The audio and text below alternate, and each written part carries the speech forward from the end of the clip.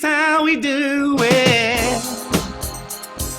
This is how we do it. Sha la la la la la la. This is how we do it. Sha la la la la. This is how we do it. This is how we do it. This is how we do it. It's Friday night and I feel alright. The party's here on the west side, so I reach for my 40 and I turn it up. Designated driver, take the keys to my truck. Hit the shops cause I'm faded. Honey's on the street, say money, oh we made it. It feels so good in my hood tonight. The summertime skirts, all the guys they can eye. All the gangbangers forgot about the drive-by. You gotta get your groove on before you go get paid. So tip up your cup and throw your hands up and let me hear the party say, I'm kind of buzzed and it's all because This is how we do it. South Central does it like nobody does. This is how we do it. To all my neighbors, you got much flavor. This is how we do it. Let's flip the track with the old school man. This is how we do it. This is how we do it. All hands are in the air and wave them from here to there. If you're an OG Mac or a wannabe player, you see the hood's been good to me ever since I was a lowercase street. But now I'm a big G. The girls see I got the money, $100 bills, y'all. If you were from where I'm from, then you would know that I gotta get mine in a big black truck. You can get yours in a 6-bomb. Whatever it is, the party's underway. So tip up your cup and throw your hands up and let me hear the party say, I'm kind of buzzed and it's all because This is how we do it. South Central does it like nobody does. This is how we do it. To all my neighbors, you got much flavor. This is how we do it. Let's flip the track, bring the old school back. This is how we do it. I'm kind of buzzed, it's all because This is how we do it. South Central does it like nobody does. This is how we do it. YNV, SCC. This is All how my we do homies, it. I'll never come back on an old school track. This is how we do Check it. it out. Once upon a time in '94, Montel made no money and life show was slow. And all they said was 680 stood. And people thought the music that he made was good. The little DJ, M. Paul was his name. He came up to money, this is what he said. You and OG are gonna make some cash. Sell a million records, then we're making the dash. Oh, I'm buzzing because This is how we do it. South Central does it like nobody does. This is how we do it. To all my neighbors, you got much flavor. This is how we do it. I'll never come whack on an old school track. This is how we do it. I'm kind of buzzed, it's all because This is how we do it. South Central does it like nobody does. This is Nobody how we does. do it. Oh, it's party time. This is how we do it. Straight up coming from the west side. This is how we do it. OG's got the flavor, yeah. This is how we do it. And money does it like nobody does. This is how we do it. Come on now, the jamming on it. This is how we do it. Oh yeah.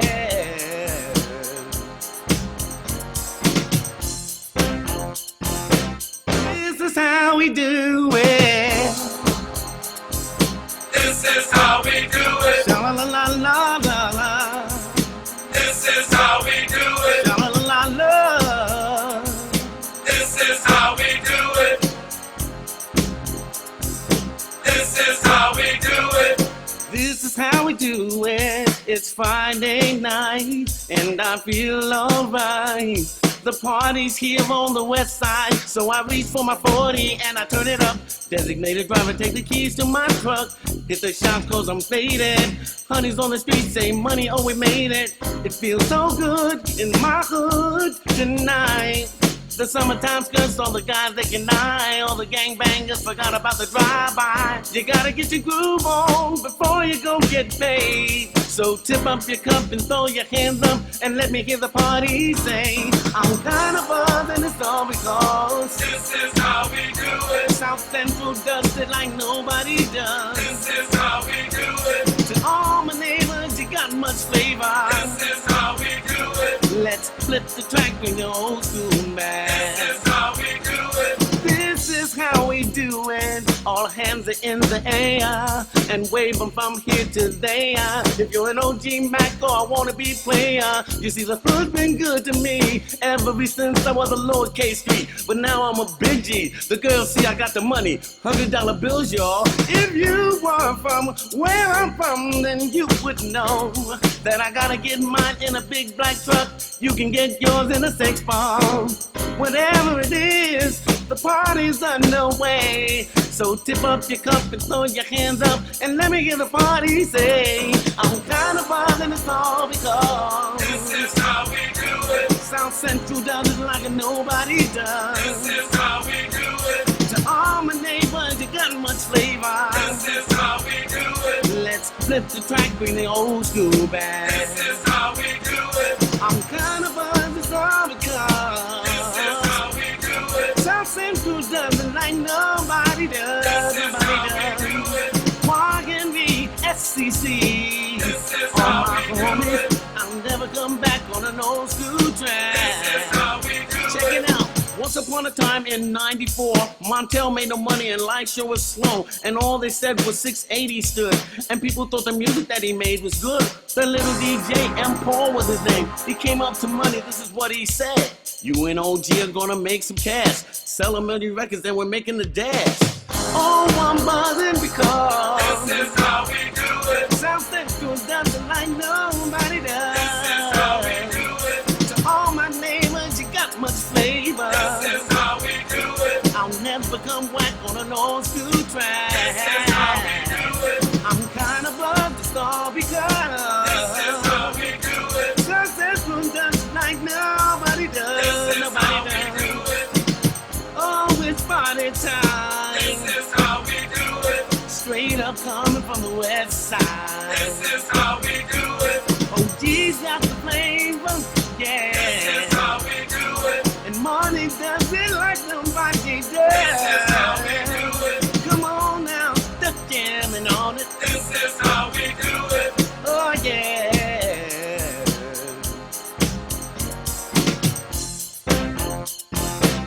This is how we do it.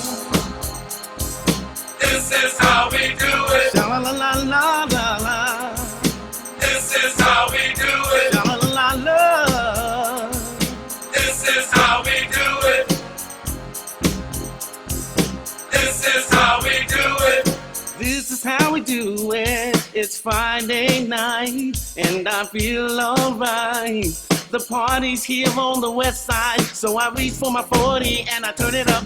Designated driver, take the keys to my truck. Hit the shops cause I'm faded. Honey's on the street, say money, oh we made it. It feels so good in my hood tonight.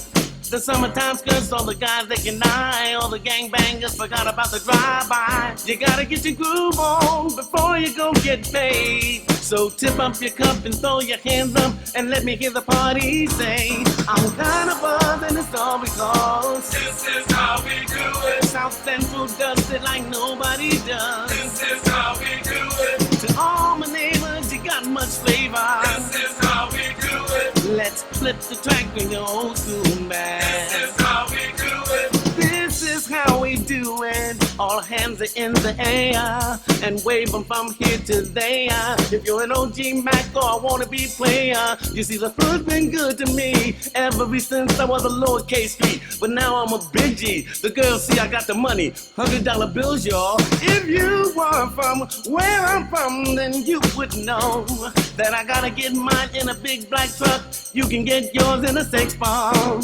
Whatever it is, the party's underway. So tip up your cup and throw your hands up and let me hear the party say, I'm kind of buzzing, it's all because This is how we do it. South Central does it like nobody does. This is how we do it. To all my neighbors, you got much flavor. This is how we do it. Let's flip the track, bring the old school back. This is how we do it. I'm kind of buzzing, it's all because This is how we do it. South Central does it like nobody does. This is how we do it. Walking the SCC. This is All how my we do homies, it. I'll never come back on an old school track. This is how we do Check it. it out. Once upon upon a time in '94, Montel made no money and life sure was slow. And all they said was 680 stood. And people thought the music that he made was good. The little DJ, M. Paul was his name. He came up to money, this is what he said. You and OG are gonna make some cash. Sell a million records, then we're making the dash. Oh, I'm buzzing because This is how we do it. South Central does it like nobody does. This is how we do it. To all my neighbors, you got much flavor. This is how we do it. I'll never come whack on an old school track. This is how we do it. I'm kind of buzzed to start because This is how we do it. South Central does it like nobody does. This is how we do it. Oh, it's party time. This is how we do it. Straight up coming from the west side. This is how we do it. Oh, geez, got the flavor, yeah. This is how we do it. And money does it like nobody does. This is how we do it. Come on now, the jamming on it. This is how we do it. Oh, yeah.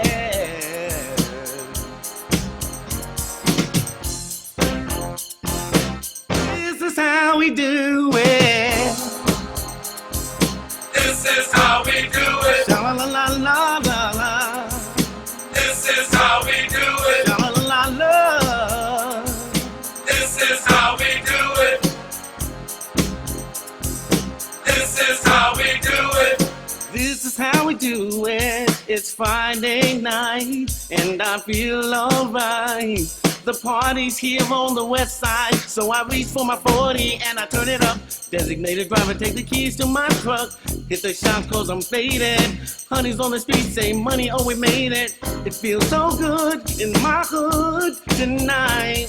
The summertime skirts, all the guys they can eye. All the gangbangers forgot about the drive-by. You gotta get your groove on before you go get paid. So tip up your cup and throw your hands up and let me hear the party say, I'm kinda buzzed and it's all because This is how we do it. South Central does it like nobody does. This is how we do it. To all my neighbors, you got much flavor. This is how we do it. Let's flip the track with the old school band. This is how we do it. This is how we do it. All hands are in the air and wave them from here to there. If you're an OG Mac or a wannabe player, you see the hood's been good to me ever since I was a lowercase street. But now I'm a big G. The girls see I got the money, $100 bills, y'all. If you were from where I'm from, then you would know that I gotta get mine in a big black truck. You can get yours in a 6-bomb. Whatever it is, the party's underway. So tip up your cup and throw your hands up and let me hear the party say, I'm kind of buzzed and it's all because This is how we do it. South Central does it like nobody does. This is how we do it. To all my neighbors, you got much flavor. This is how we do it. Let's flip the track, bring the old school back. This is how we do it. I'm kind of buzzed, it's all because This is how we do it. South Central does it like nobody does. This is Nobody how we do it. Walking the SCC. This is All how my we do homies, it. I'll never come back on an old school track. This is how we do Check it. it out. Once upon a time in '94, Montel made no money and life sure was slow. And all they said was 680 stood. And people thought the music that he made was good. The little DJ, M. Paul was his name. He came up to money, this is what he said. You and OG are gonna make some cash. Sell a million records, then we're making the dash. Oh, I'm buzzing because This is how we do it. South Central does it like nobody does. This is how we do it. To all my neighbors, you got much flavor. This is how we do it. I'll never come whack on an old school track. This is how we do it. I'm kind of buzzed to start because This is how we do it. South Central does it like nobody does. This is Nobody how we does. do it. Oh, it's party time. This is how we do it. Straight up coming from the west side. This is how we do it. Oh, geez, got the flavor, yeah. This is how we do it. And money does it like nobody does. This is how we do it. Come on now, the jamming on it. This is how we do it. Oh, yeah.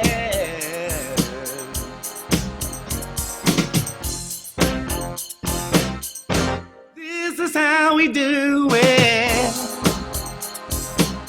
is how we do it. Sha la la la la la la. This is how we do it. Sha la la la la. This is how we do it. This is how we do it. This is how we do it. It's Friday night and I feel alright. The party's here on the west side, so I reach for my 40 and I turn it up. Designated driver, take the keys to my truck. Hit the shops cause I'm faded. Honey's on the street, say money, oh we made it. It feels so good in my hood tonight. The summertime skirts, all the guys they can eye. All the gangbangers forgot about the drive-by. You gotta get your groove on before you go get paid. So tip up your cup and throw your hands up and let me hear the party say, I'm kind of buzzed and it's all because This is how we do it. South Central does it like nobody does. This is how we do it. To all my neighbors, you got much flavor. This is how we do it. Let's flip the track with your old school band. This is how we do it. This is how we do it. All hands are in the air and wave them from here to there. If you're an OG Mac or a wannabe player, you see the hood's been good to me ever since I was a lowercase G. But now I'm a big G. The girls see I got the money, $100 bills, y'all. If you were from where I'm from, then you would know that I gotta get mine in a big black truck. You can get yours in a 6-bomb. Whatever it is, the party's underway. So tip up your cup and throw your hands up and let me hear the party say, I'm kind of buzzed and it's all because This is how we do it. South Central does it like nobody does. This is how we do it. To all my neighbors, you got much flavor. This is how we do it. Let's flip the track, bring the old school back. This is how we do it. I'm kind of buzzed, it's all because This is how we do it. South Central does it like nobody does. This is how we do it. YNV, SCC. This is All how my we do homies, it. I'll never come back on an old school This is track. how we do Check it. it out. Once upon a time in '94, Montel made no money and life show was slow. And all they said was 680 stood. And people thought the music that he made was good. The little DJ, M. Paul was his name. He came up to money, this is what he said. You and OG are gonna make some cash. Sell a million records, then we're making the dash. Oh, I'm buzzing because This is how we do it. South Central does it like nobody does. This is how we do it. To all my neighbors, you got much flavor. This is how we do it. I'll never come back on an old school track. This is how we do it. I'm kind of buzzed, it's all because This is how we do it. South Central does it like nobody does. This is Nobody how we does. do it. Oh, it's party time. This is how we do it. Straight up coming from the west side. This is how we do it.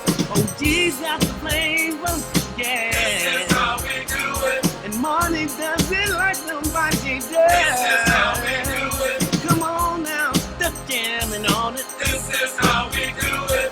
Oh yeah.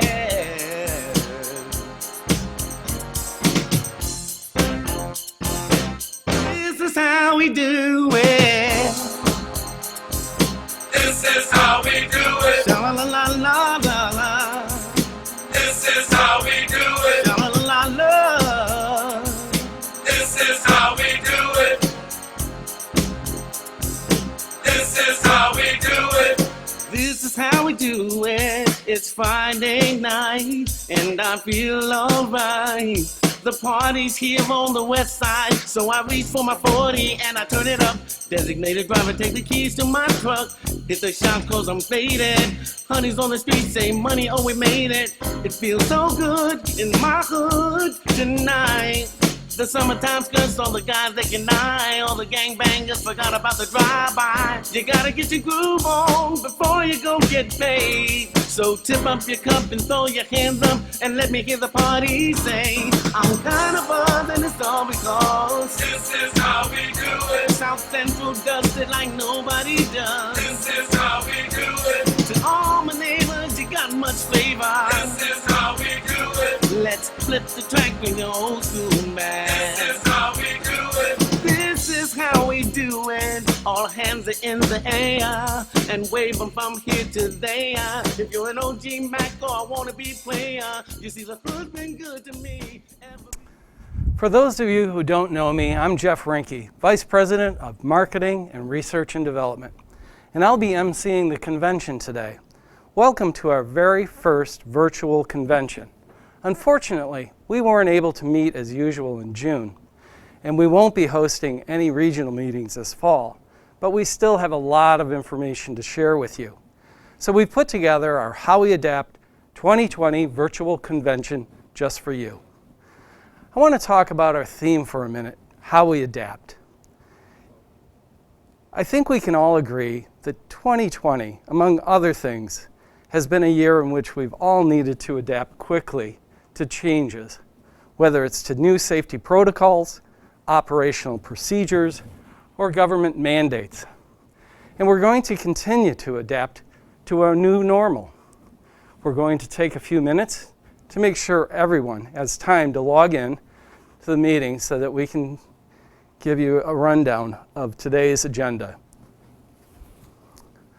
I'm going to demask right now, and I want you all to know that everyone here takes COVID-19 very seriously. The entire crew is masked and socially distanced, and I'm at least 20 feet from any other person in this room. Now, today is much more condensed than our typical conventions, but we've tried to pack as much content as possible. Today, you're going to hear a State of the Company address from Steve Jackson, an operations update from Tanya Michael, a commodities update from Jim Mirabito, a legal update by Mo Sharikian, and the Department of Labor mileage reimbursement presentation by Littler's Angelo Spinola, an IT update from Dan McKay, a marketing update from Rob Elliott, and we'll round out the event with some awards. Before we get started, let's go over a few administrative items. Questions at the top right of your screen. You'll see a tab, chat window, specifically for submitting questions. Please feel free to use this throughout the event. If we don't answer your question during the presentations, we'll be getting back to you. Technical difficulties. You'll find yourself having any technical difficulties, you'll see a chat bubble in the lower left part of your screen, which reads, "Need some help." That's the tech support line that will be available to you in case you have any issues. Prizes throughout the convention. There are going to be 6 opportunities for you to enter your email address in a pop-up window. Make sure you're paying attention to these, because this is how you become eligible to win one of our 6 great prizes. As a reminder, our prizes are free wings up to a $1,000 value, free boxes up to a $1,000 value, free pepperoni up to a $1,000 value, a Howie cast hardware, a free cheese order up to $5,000 value, and an auto saucer, which is worth a whole lot more. So now that it looks like the majority of the attendees have logged on, I'd like to introduce to you our President and CEO, Steve Jackson, to deliver a State of the Company address. Steve? This is how we do it. This is how we do it. Sha-la-la-la-la-la. Thanks, Jeff. Good morning, everyone. It's hard to believe that it's been 17 months since we were together at the 2019 convention in Detroit, and 12 months since our last regional meetings. Sadly, due to the COVID-19 pandemic, it wasn't possible for us to plan any meetings. Since we couldn't meet face-to-face, we had to come up with an option. So I welcome all of you to Hungry Howie's first virtual convention. If someone would have suggested to you what we would have had to live through with the challenges we faced in 2020, would you have ever believed it? A few months ago, I got an email from Steve Peterson asking me to call him.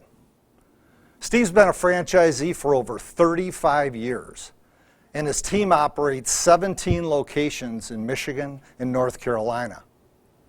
I called him back, hoping it wasn't an emergency.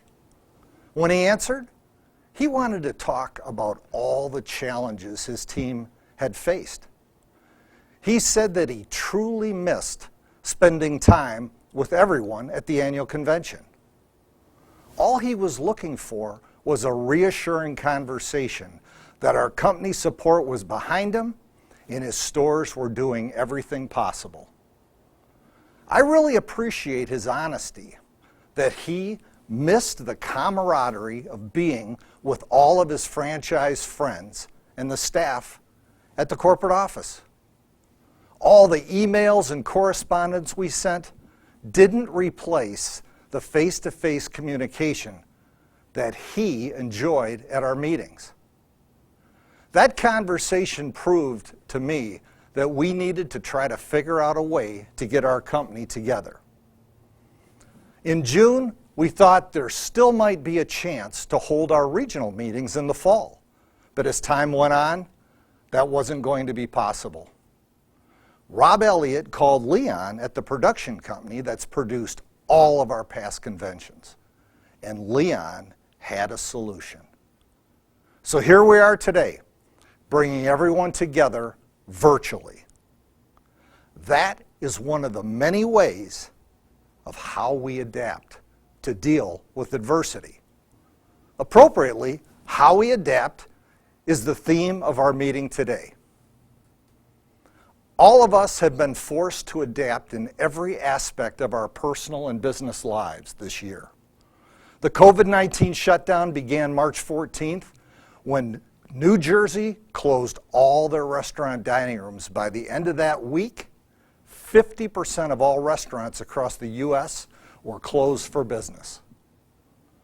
In the first 3 weeks, 3 million restaurant employees lost their jobs.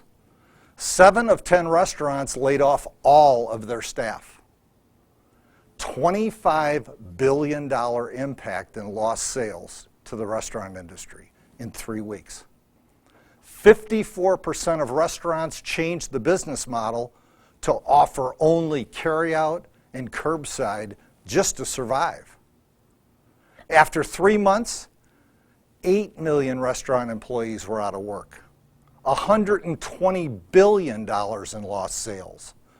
By the end of 2020, it's estimated there will be $240 billion in lost sales to restaurants. 75% of restaurants won't make a profit in 2020.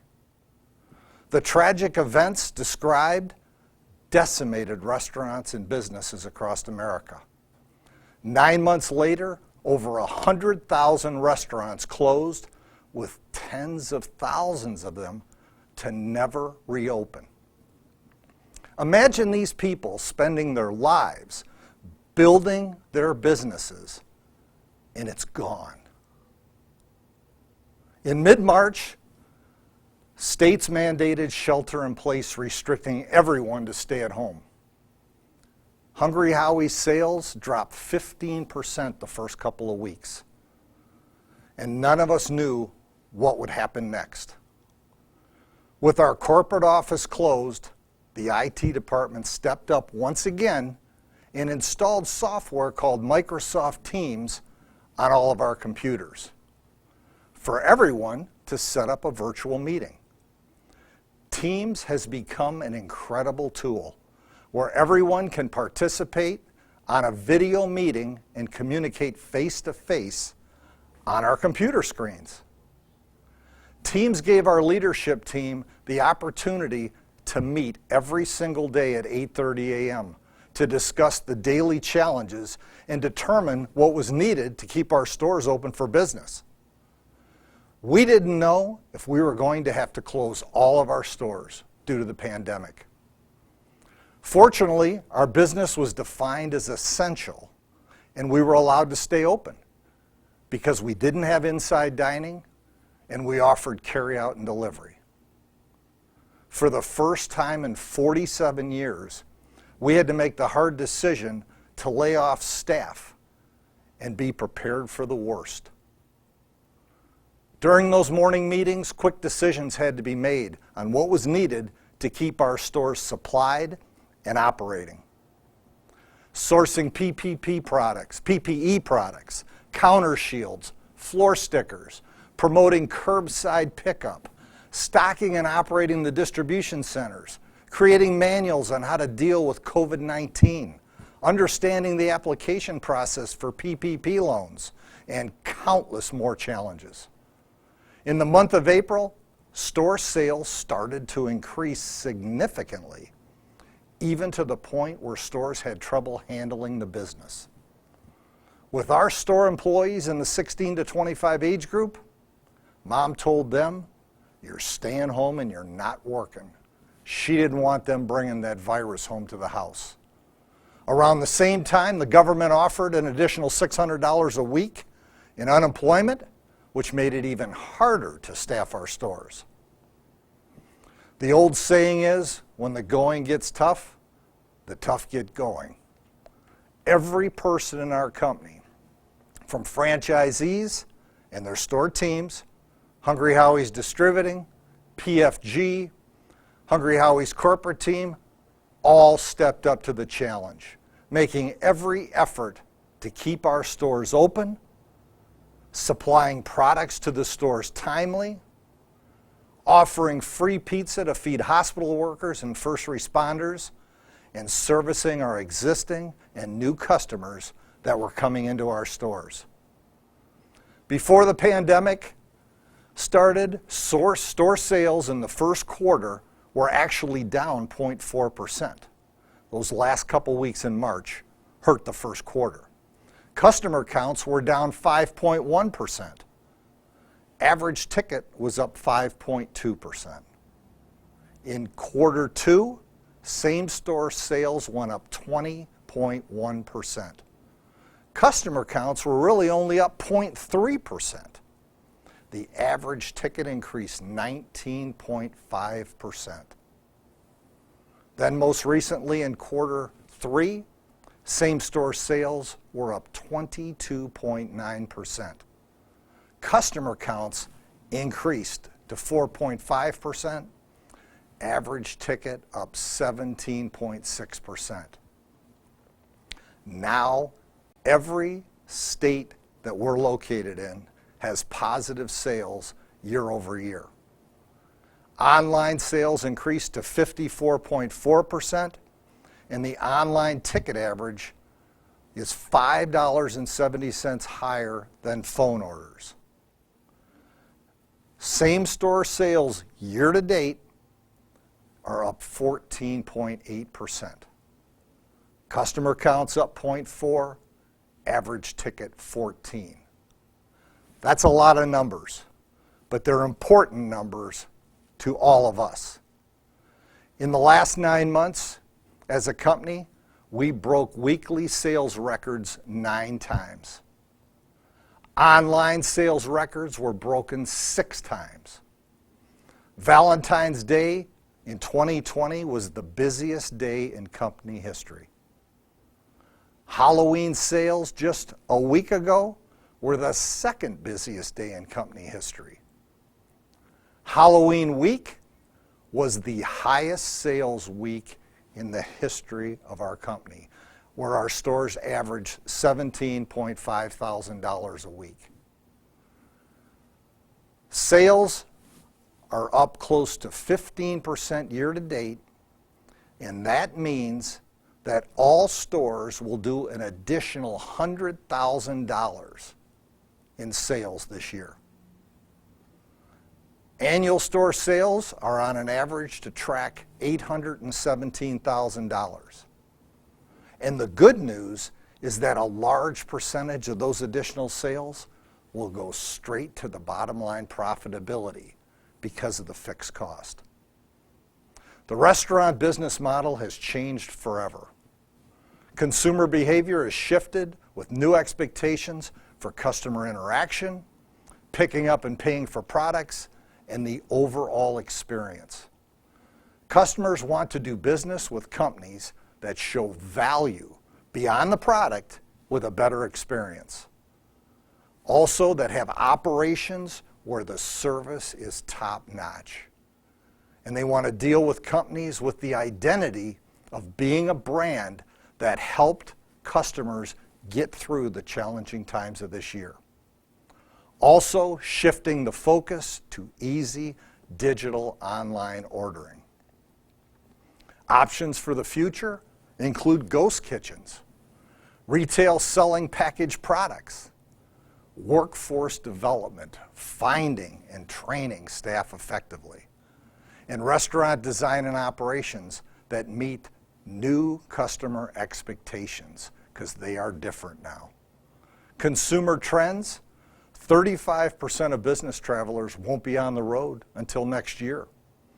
1 in 6 people will work from home. Businesses will not return to normal office hours until at least the summer of 2021. Mobile ordering will continue to grow. Drive-through availability is a game changer now, and curbside takeout is highly desired. How are our pizza competitors doing? Industry publications show most pizza chains have had positive sales and the same staffing challenges that we are facing. Independents are not doing as well. Many locations were forced to reduce store hours because of staffing, and some even had to close temporarily or even permanently. Curbside pickup continues to grow in popularity, and locations with drive-through windows are doing exceptionally well. Both of those services are here to stay and will be definitely part of our future. Tom Casbor in Florida has built new drive-through stores to replace the older existing inline mall locations and claims that that drive-through increases business 30%. Domino's leads the pizza category with the same percentage increases that are very close to ours. They've kept their marketing message consistent and haven't offered any digital blitzes of 50% this year. Pizza Hut has seen similar sales increases in their delivery carryout units. The old red roof model has been on the ropes for years, and it appears that the pandemic is going to be the nail in the coffin for the old red roof.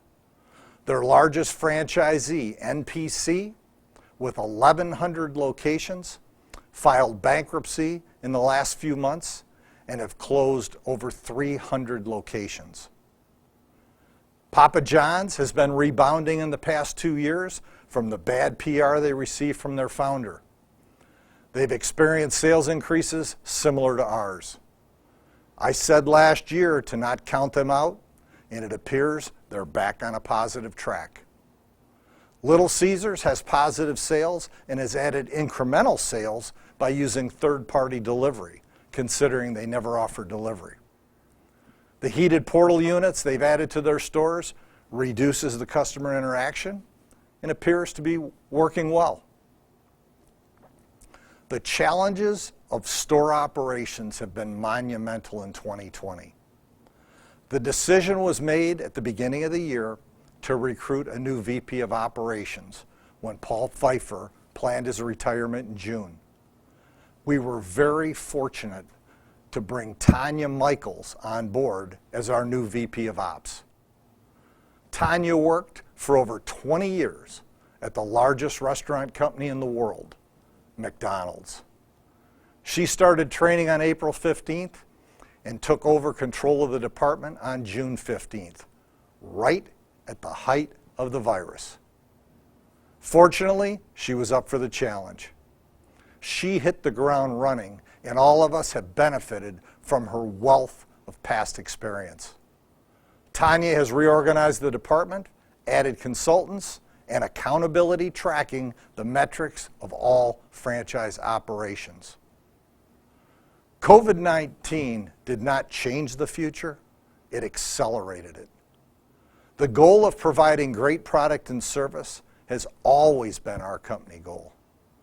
Operations will continue that focus, along with improving store cleanliness and closely monitoring KPIs that will increase your store profitability.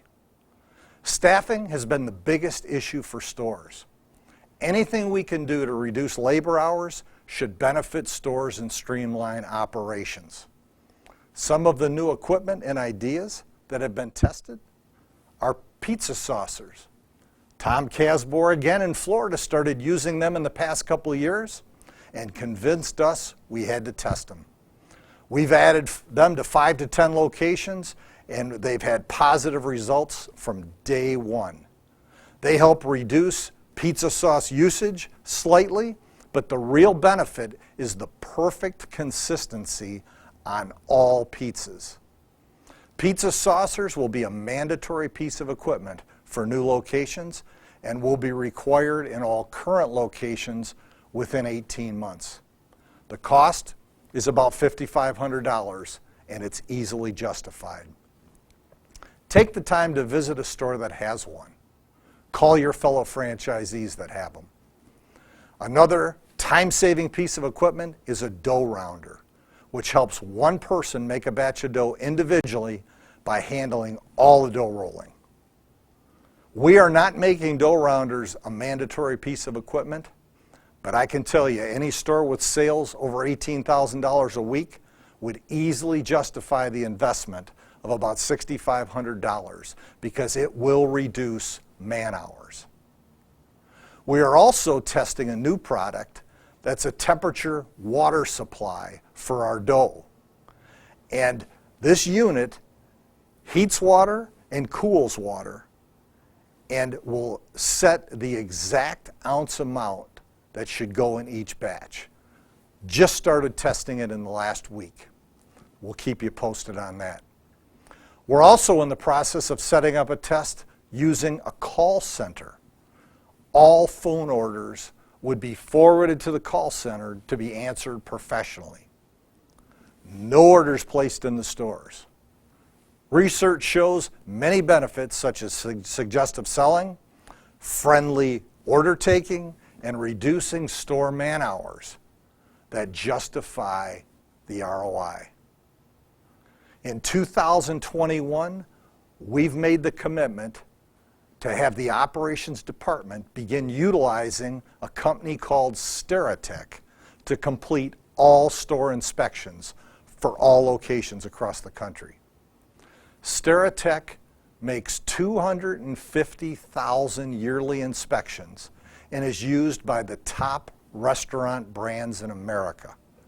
Their inspection process is consistent on a store-by-store basis and will be customized for our brand.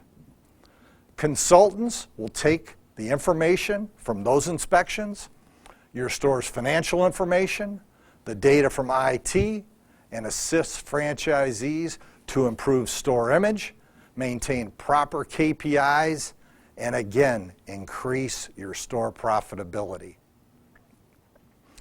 I also believe that Microsoft Teams can be used for consultants to communicate more often with franchisees. Since our travel has been limited, this will be the new communication tool.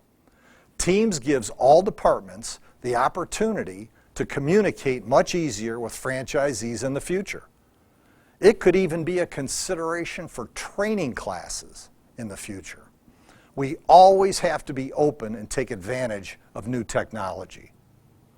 At the 2019 convention, the goal of 2-8-18 was presented to you.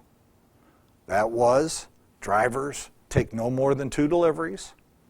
We set a goal for no more than 8-minute lates, and we achieve 18-minute out-the-door times. Up until March of this year, stores were doing a great job of accomplishing and working towards those delivery goals. The past 9 months, it's been virtually impossible to accomplish those numbers. But as we get back to normal, don't forget to reset those target goals. Rob Elliott and the marketing department work closely with our ad agency donor and Assembly, our media buyer. Together they make the decisions to effectively spend the marketing dollars. The transition from direct mail to digital marketing has been a process that has been evolving over recent years. Digital marketing is the future and can be executed immediately. Digital has the available metrics for us to monitor the results. The marketing department's goal has been to reduce the large variance of coupons all stores use across the country to simplify our marketing message. When the pandemic caused the country to shelter in place, we were challenged with the decision on how to market to our customers. No one knew how to spend marketing dollars during a pandemic. How do we adapt? As a brand, we were well positioned. We already had significant online ordering capabilities, a large customer database, and we offered delivery and carryout. Everything a customer needs during a pandemic. How much better could we be positioned? The first quarter promotion that we were in the middle of when this happened was Mix and Match, and we were lucky it was. That offer was perfect for our customers. Mix and Match has been the #1 coupon in 2020 with an average ticket of over $24.50. Simplification in marketing proved to be the right decision.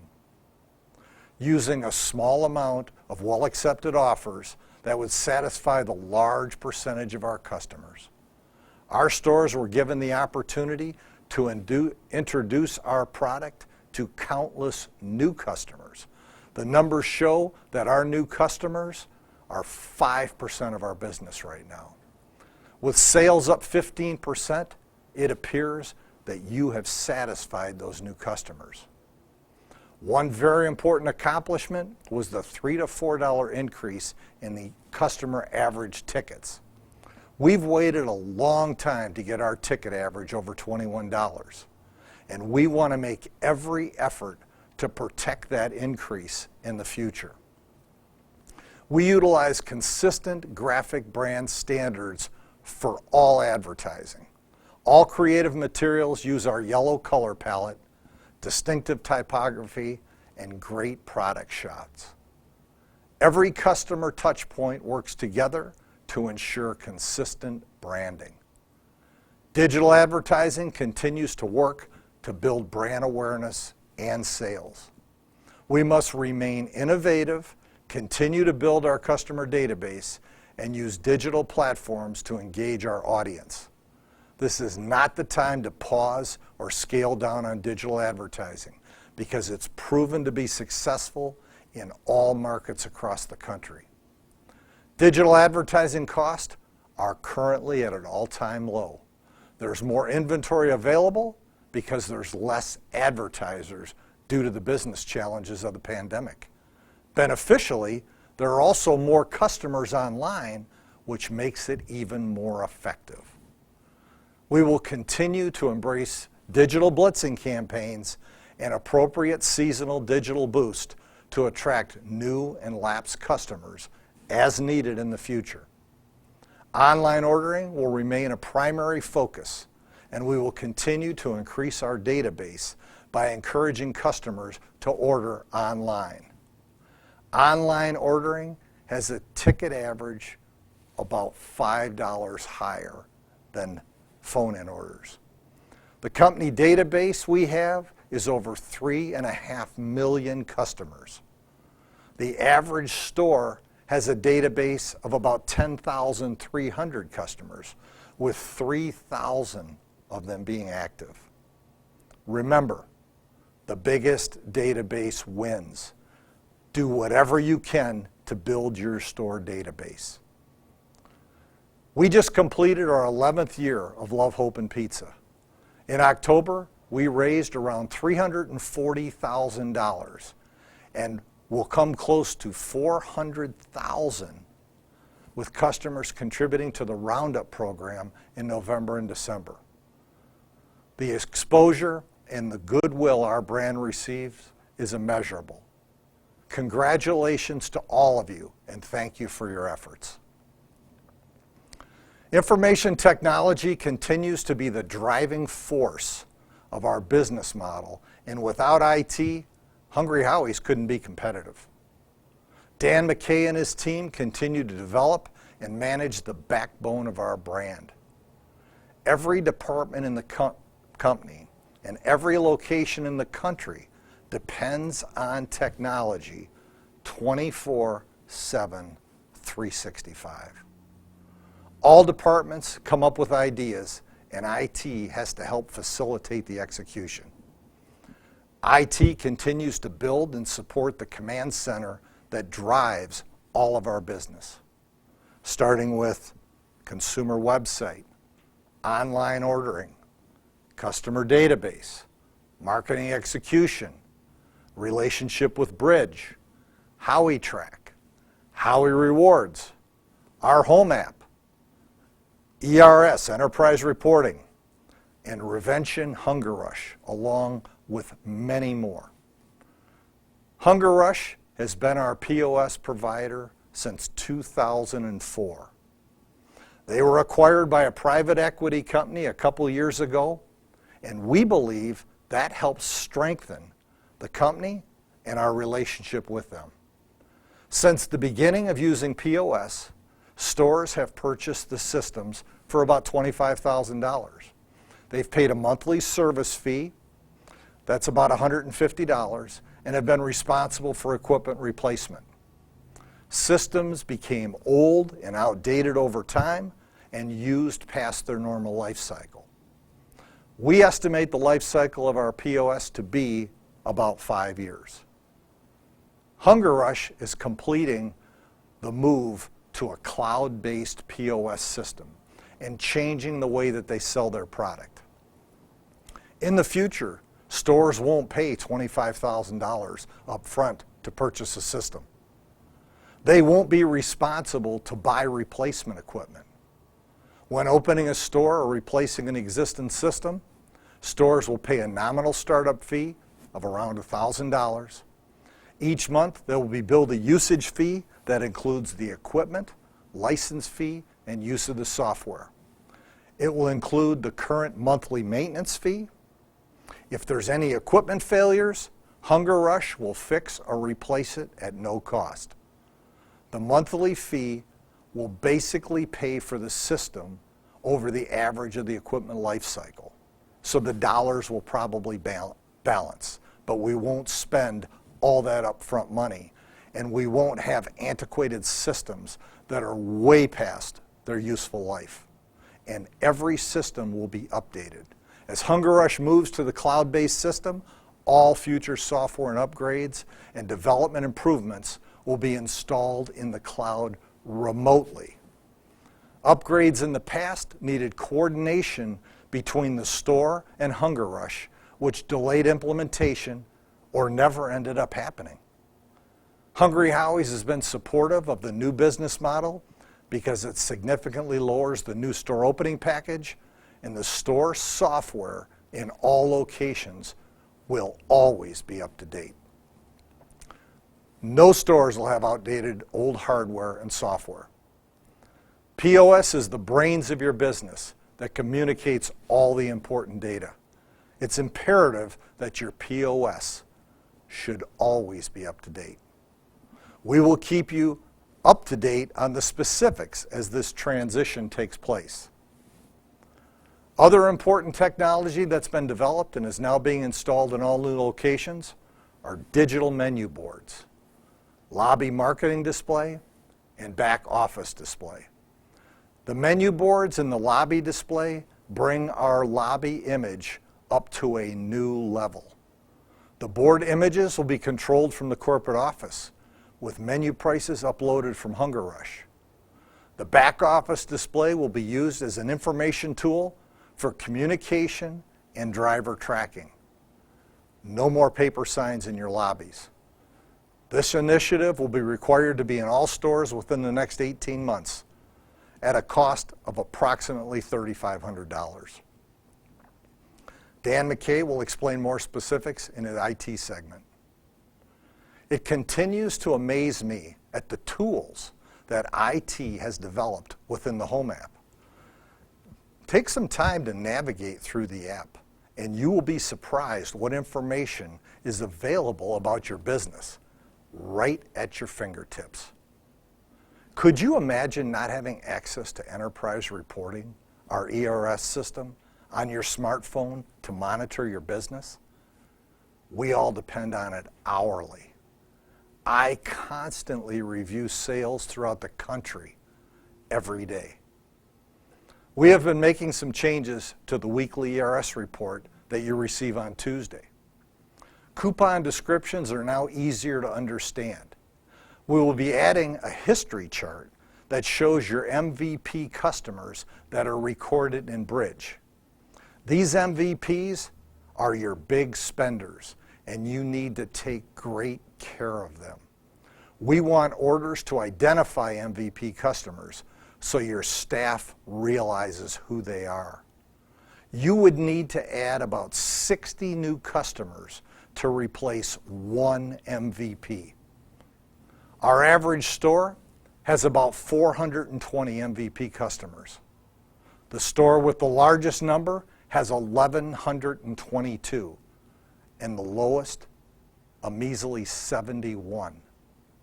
This group of loyal customers will come to your locations on an average of 21 times a year. Continually increasing your MVPs is how you build your business. We hope to offer this chart on ERS that'll show you if you're adding MVPs or losing them. This will be a great tool to bonus your store management with. The challenges that Jim Mirabito and his teams at Hungry Howie's Distributing, along with PFG, have faced as the result of the pandemic have been unlike any sourcing issues ever seen in the past.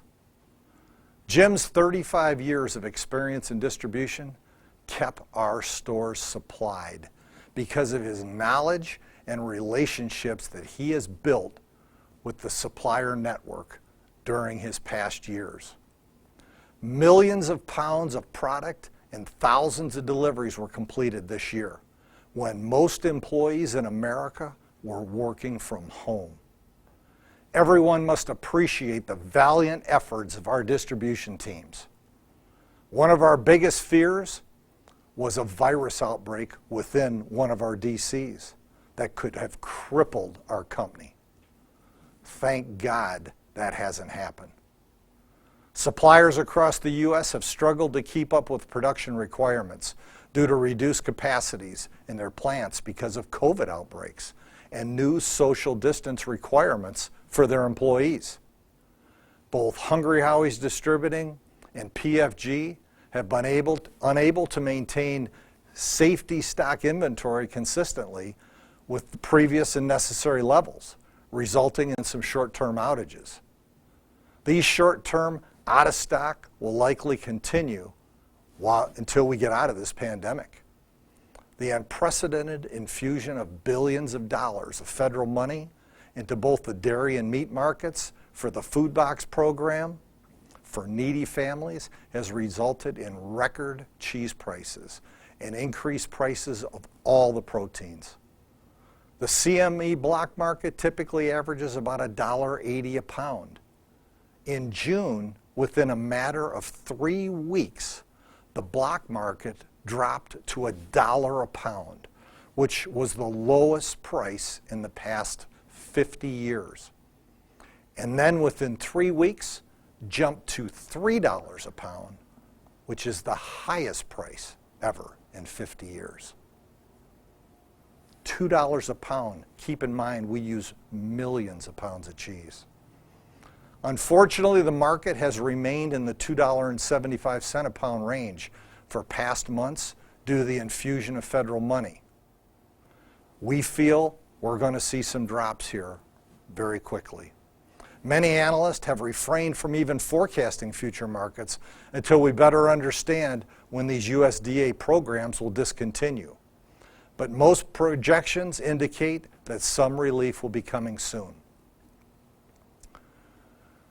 We have been told more significant drops will happen because we have seen drops in the last couple weeks that have been in the 40+ cents range.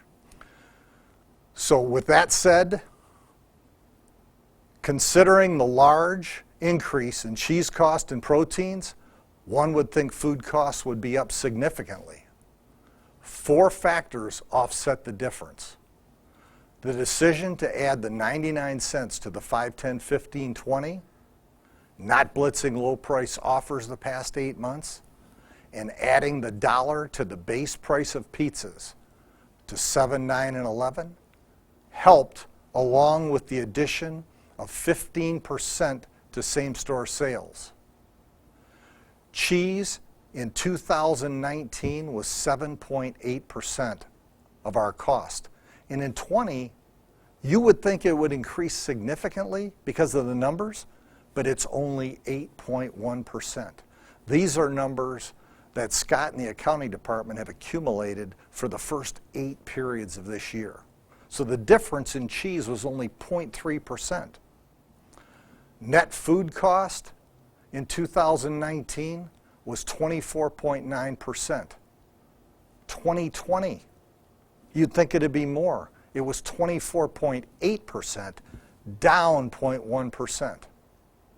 Paper cost in 2019 were 3.8%, and in 2020, 3.4%, down 0.4%.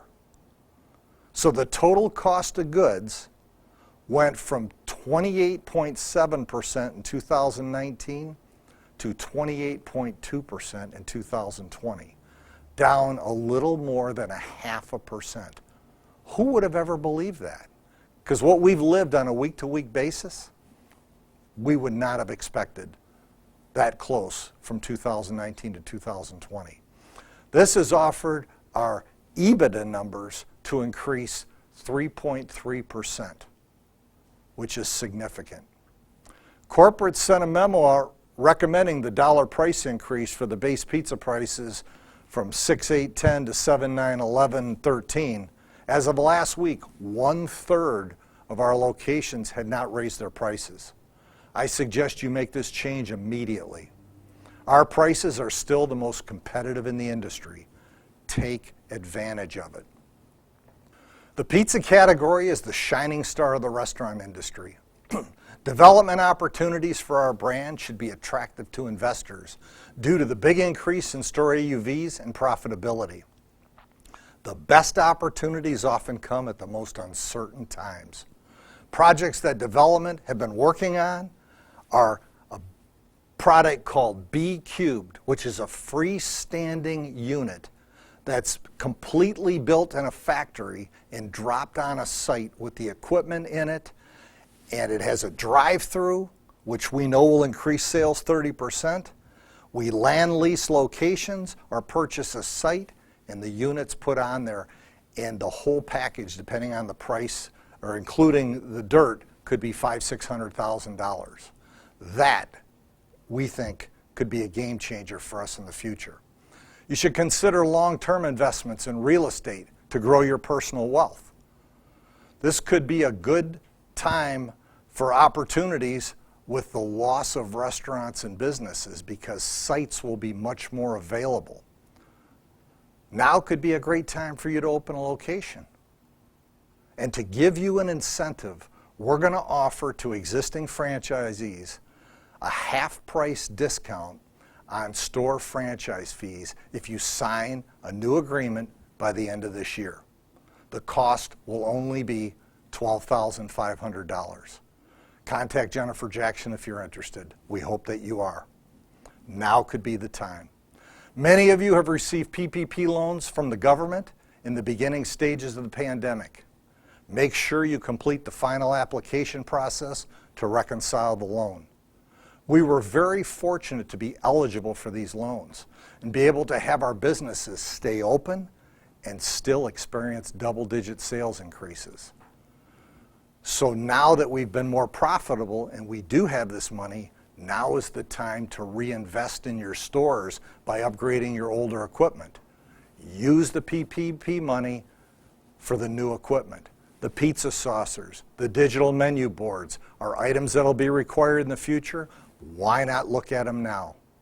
If your pizza oven is 20 plus years old, now could be the time to change to the XLT triple oven, which cooks a crispy, superior product significantly better than the old Middleby Marshall ovens. Investing in these pieces of equipment will help you increase your sales and add profits to your bottom line. They will all have a return on investment. Please remember the importance of instilling Hungry Howie's core values in your teams. It could even be more important during difficult times. Remember, treat everyone like family. Have integrity. Do what you say.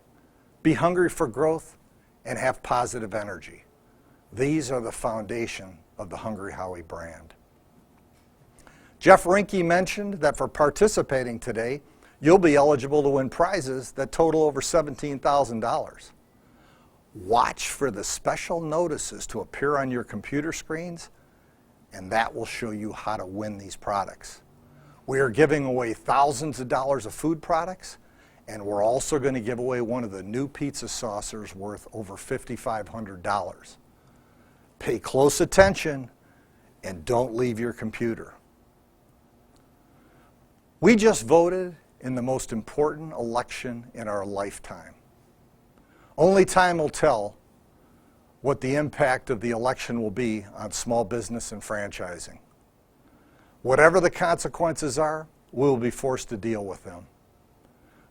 We do know that during the Democratic administration from 2008 to 2016, small business dealt with Obamacare and many government regulations that were a real challenge for small business. Business and personal taxes were higher. During the Republican administration from 2016 to 20, many regulations on small businesses were removed and business and personal taxes were reduced. We can only hope that decisions made by the next administration will offer favorable economic conditions, minimal regulations that headlock us in small business, continued PPP loans and funding for small businesses if necessary, sensible legislation regarding joint employer that affects the franchisor-franchisee relationship, minimum wage decisions that don't strangle small business and raise prices to consumers unnecessarily, and they need to reevaluate our health care that makes sense for everyone. I believe that the fact that the Senate and the House remain controlled by different parties will help provide check and balance to future governmental decisions. Most of all, we can only hope that everyone in the country can make an effort to work in a more cooperative and bipartisan manner. In our business and our personal lives, all we can do is control what we have the ability to control. The challenge we will face in the future will be adapting to the new normal. We have no control over the future administration or the outcome of the pandemic. I assure you that whatever challenges we face, we will adapt. Hungry Howie's has faced countless obstacles in the 47 years that we've been in business. Dealing with this worldwide pandemic was definitely the most challenging. When I look back over the past 9 months, I honestly believe we've become a stronger company, and the reason is because of how we adapt. Thank you for all your hard work and everything you do to help build the Hungry Howie brand. Thank you, Steve, for that great State of the Company address. I'd like to now introduce you to our new VP of Operations, Tanya Michael. This is how we do it. This is how we do it. Good morning, everyone. I'm really excited to be a part of the family and even more energized to work with our leadership and operations teams. Although I'm not originally from Michigan, I was raised and educated here. And even though Detroit has produced some of the most well-known pizza brands around, Hungry Howie's was my family's choice and a Saturday night staple growing up.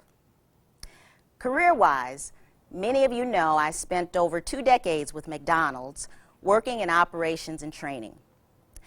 I've worked both on the franchise side of the business, partnering with owner-operators, but I also spent 4 years running a 25-restaurant corporate-owned market, and I can tell you that the most challenging of the two was definitely overseeing day-to-day operations in the restaurants.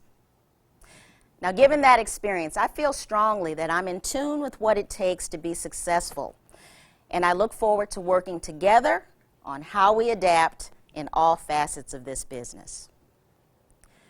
To those who I've had the opportunity to connect with thus far, thank you for your candor and ideas on how we can improve and grow this brand. It's taking a bit longer than I thought, but I look forward to meeting all franchisees over the coming weeks. Today, I'd like to spend some time talking about operations and our commitment to you to partner together in an effort to make operations excellence the heartbeat of this company.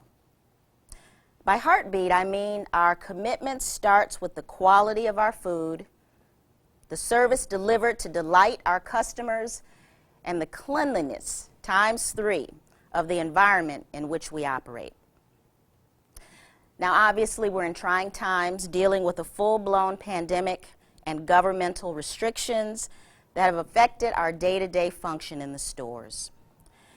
This should not, however, stop us from striving to deliver the best experience to both our loyal and new customer base. Quality, service, cleanliness, and the image of each store is a reflection of this brand and its operational efficiency and reputation. You, the franchisee, play the biggest role in this success. And I'll tell you, I'm passionate about our plan to support your efforts in the stores. Before I speak about our future approach in operations, I'd like to take a quick perspective on sales versus customer counts. Let me first say, I believe in increasing sales. It's an indicator of store efficiency and sustainability, and even better, you can take sales to the bank. What I find of supreme importance, however, is our ability to build year-over-year customer traffic. The way we support that effort in operations is by impressing the customer during every visit, monitoring key performance indicators, and using the tools that help drive in new customers and earn repeat visits from our base. Incremental growth is the key, and that will be the foundation upon which this operations team will consult franchisees in the system. Now, when I arrived in April, I wanted to focus on key areas that facilitate a high-performing operations team and organization. Over time, 3 areas became top priority: the structure of the department and franchisee coverage, consulting strategies to partner with franchisees, and resources available to the field now and going forward. Regarding structure, we've increased the department to 8 members, decreased the franchisee and store count per consultant, and consolidated territories as much as possible. This will allow each consultant to dedicate more time and attention to each organization. This also gives them a great opportunity to develop a standing partnership with each of you and consult at both an operational execution level and at a holistic business execution level. Currently, each of the consultants have less than 20 franchisees and fewer than 55 stores in each market. This represents more than a 35% decrease in both categories versus prior year. Now, the second key area focuses on the type of consulting needed to assist an organization in driving results. Historically, this has been hands-on, shoulder-to-shoulder operations focus, which of course included 2 brand awareness visits per year. As mentioned earlier, quality, service, and cleanliness standards are foundational requirements and thus critical to operations. That said, while shoulder-to-shoulder support is needed at times, driving the business also requires a deeper dive into other profit-driven related areas. These include increasing capacity to build sales and traffic, reinvestment considerations to maintain building and equipment standards, local store marketing tactics and trade area awareness, food and paper efficiencies, and gaining insight into an organization's in-store training, learning, and development plans that build loyalty and create positive buzz about working at Hungry Howie's, just to name a few. These are the types of business building discussions that I've heard from franchisees are critical to profitability and growth. To expand a bit on building capacity and equipment investment, Steve mentioned the Wonder Bar Auto Saucer becoming a required piece of equipment in all new stores. I'm sure many of you have heard about it or have seen the saucer in action. But for those of you who have not, here's a brief demonstration on how this make line addition works. Let's take a look. And the saucer works just as well on a stuffed crust as it does for a regular pizza.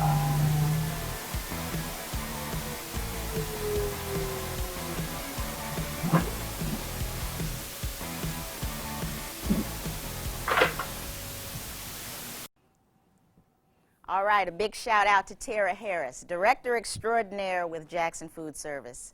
Thanks so much, Tara, and your team at the new Garden City location. Nice job. A few positives to adding the auto saucer are, of course, yields and food cost efficiencies, uniformity of saucing, which produces a consistent tasting pizza every time, and lastly, decreases in make line time if executed properly. At last count, 6 franchisee organizations have added a total of 13 saucers in their stores.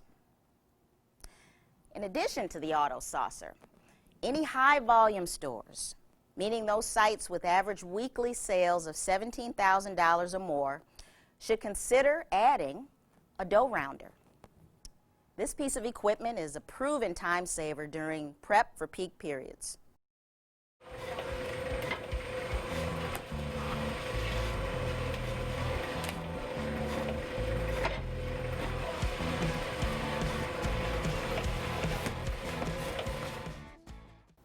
If any of these items you're interested in exploring sooner than later, we're happy to provide you with more information, so please reach out to your consultant.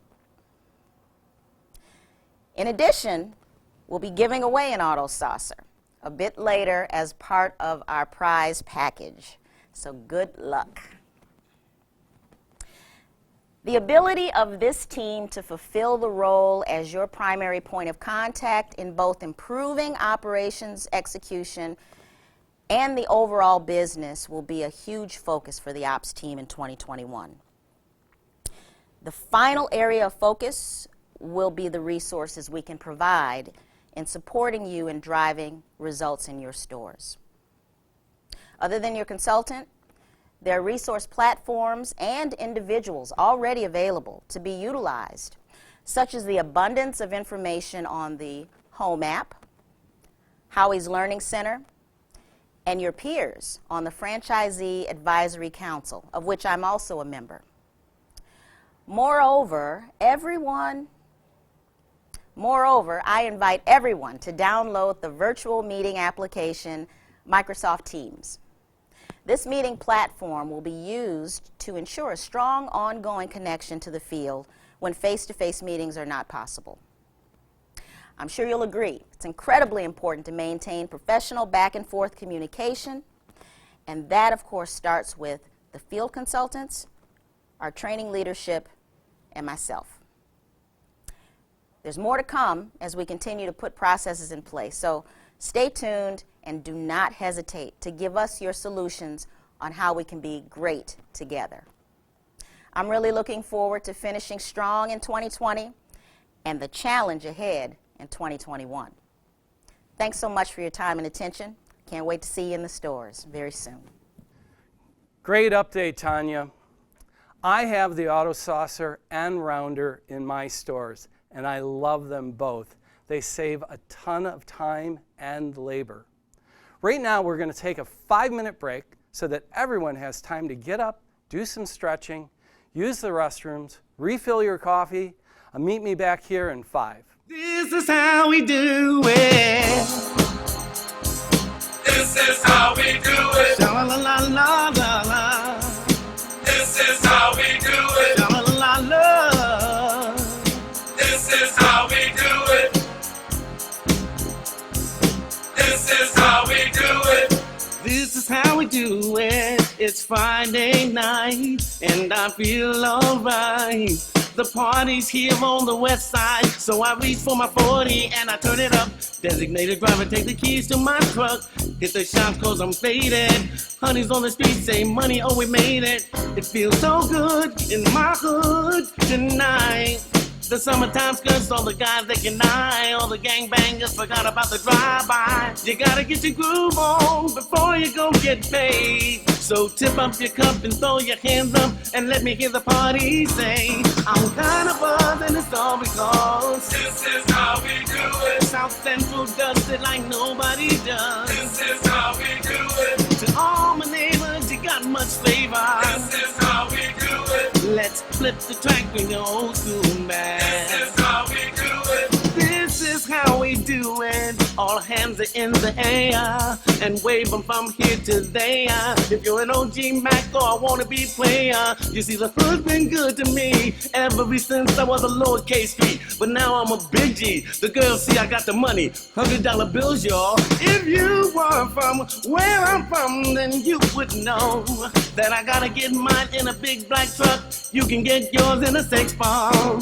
Whatever it is, the party's underway. So tip up your cup and throw your hands up and let me hear the party say, I'm kind of buzzed and it's all because This is how we do it. South Central does it like nobody does. This is how we do it. To all my neighbors, you got much flavor. This is how we do it. Let's flip the track, bring the old school back. This is how we do it. I'm kind of buzzed, it's all because This is how we do it. South Central does it like nobody does. This is how we do it. Walking the SCC. This is All how my we do homies, it. I'll never come back on an old school track. This is how we do Check it. it out.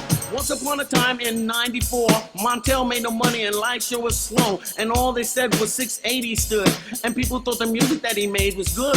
The little DJ, M. Paul was his name. He came up to money, this is what he said. You and OG are gonna make some cash. Sell a million records and we're making the dash.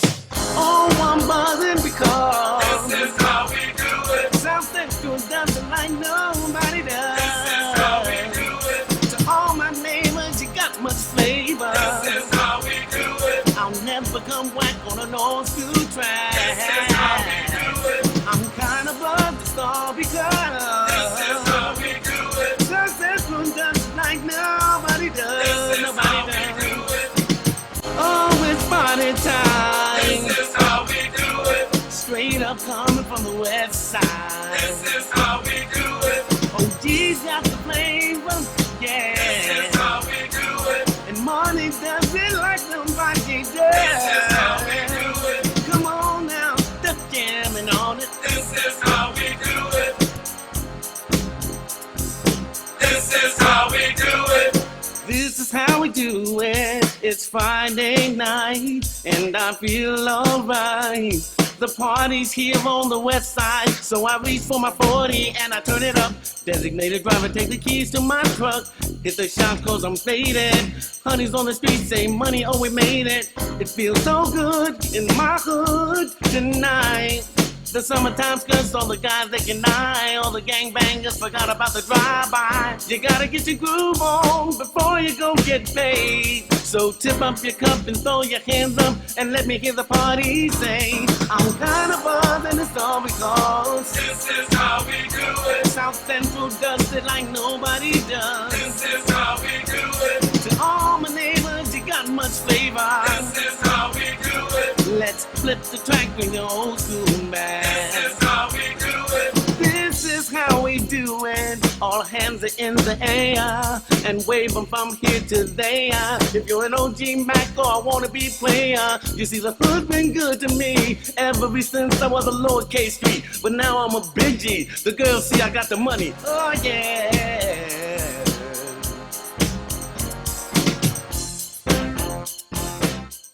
Welcome back from the break. We'll give everyone another minute or so to get back on. I hope you're remembering to use the Q&A feature available at the right-hand side of the screen. Keep those questions coming in and we'll make sure to answer them for you. If you're having any technical difficulties, use the chat bubble at the bottom left-hand side of your screen. And last but not least, don't forget to enter your email address when prompted during the event so that you can become eligible for one of the 6 great prizes, including the Auto Saucer, which is awesome. All right, let's jump back into things with a commodities update from your EVP of Supply Chain, Jim Mirabito. This is how we do it. This is how we do it. Hello, Hungry Howie's team. Today I would like to update you on what's happening in supply chain and the commodities markets, and I'll look forward to pricing for 2021. I've been involved in the food distribution business for 34 years, and 2020 has been the most challenging. When COVID hit and the lockdowns began, our first priority was to keep our buildings safe. It's difficult to load or drive trucks remotely, so it was business as usual for Hungry Howie's Distributing and for the PFG locations. With help from our legal and HR teams, we established solid protocols in accordance with CDC, State of Michigan, and State of Florida guidelines that we have continued to follow to this day. I'm proud to report that in 8 months of this crisis, we have only experienced 3 positive cases within all of distributing. Almost immediately after the virus hit, we began facing supplier shortages on products large and small.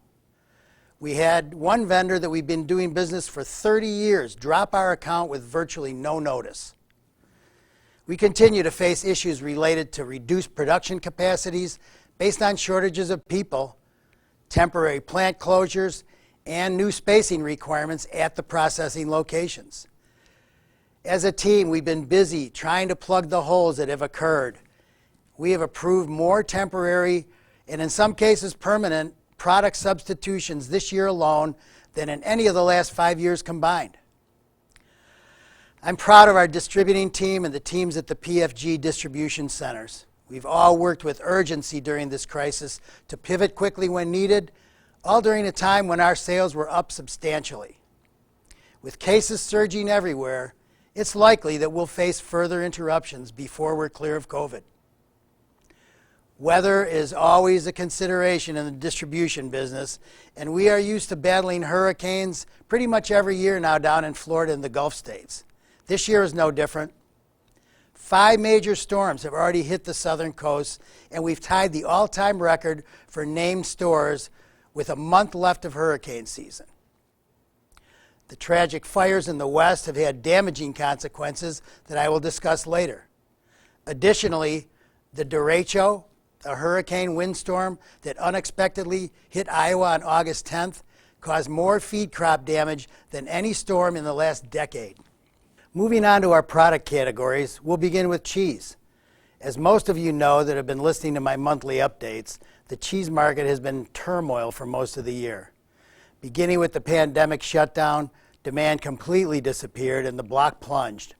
As dairy farmers were dumping milk that they couldn't sell in the middle of spring flush, the USDA announced the Food Box program to provide needy families with government-issued boxes of cheese and meats.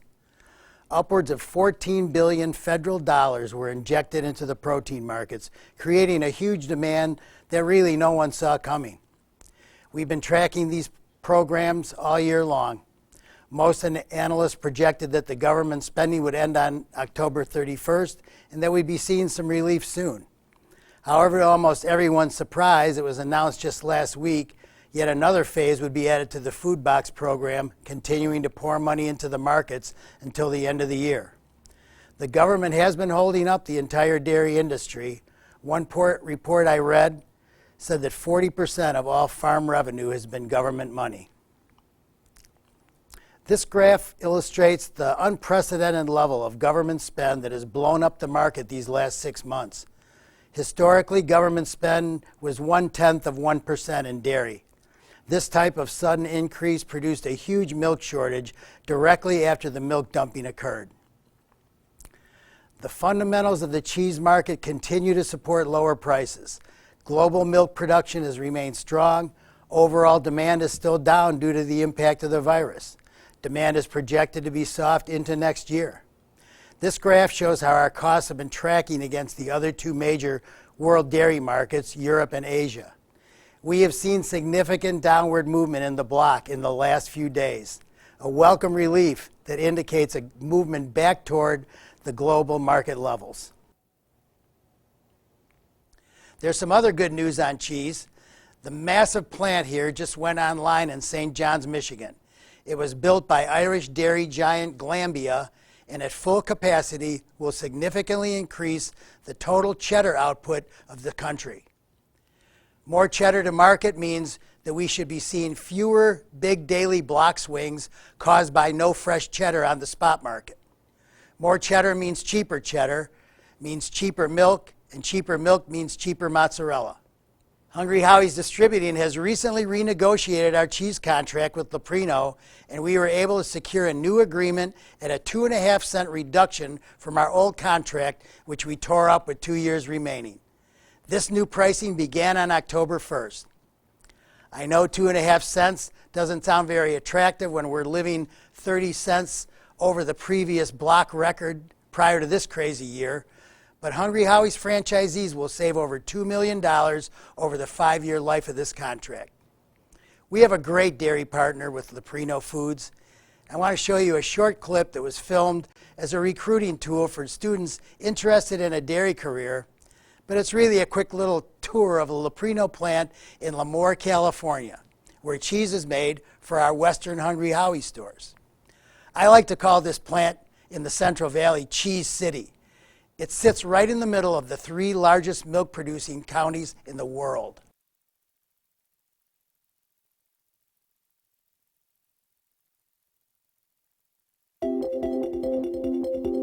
Well, cheese making itself is a science.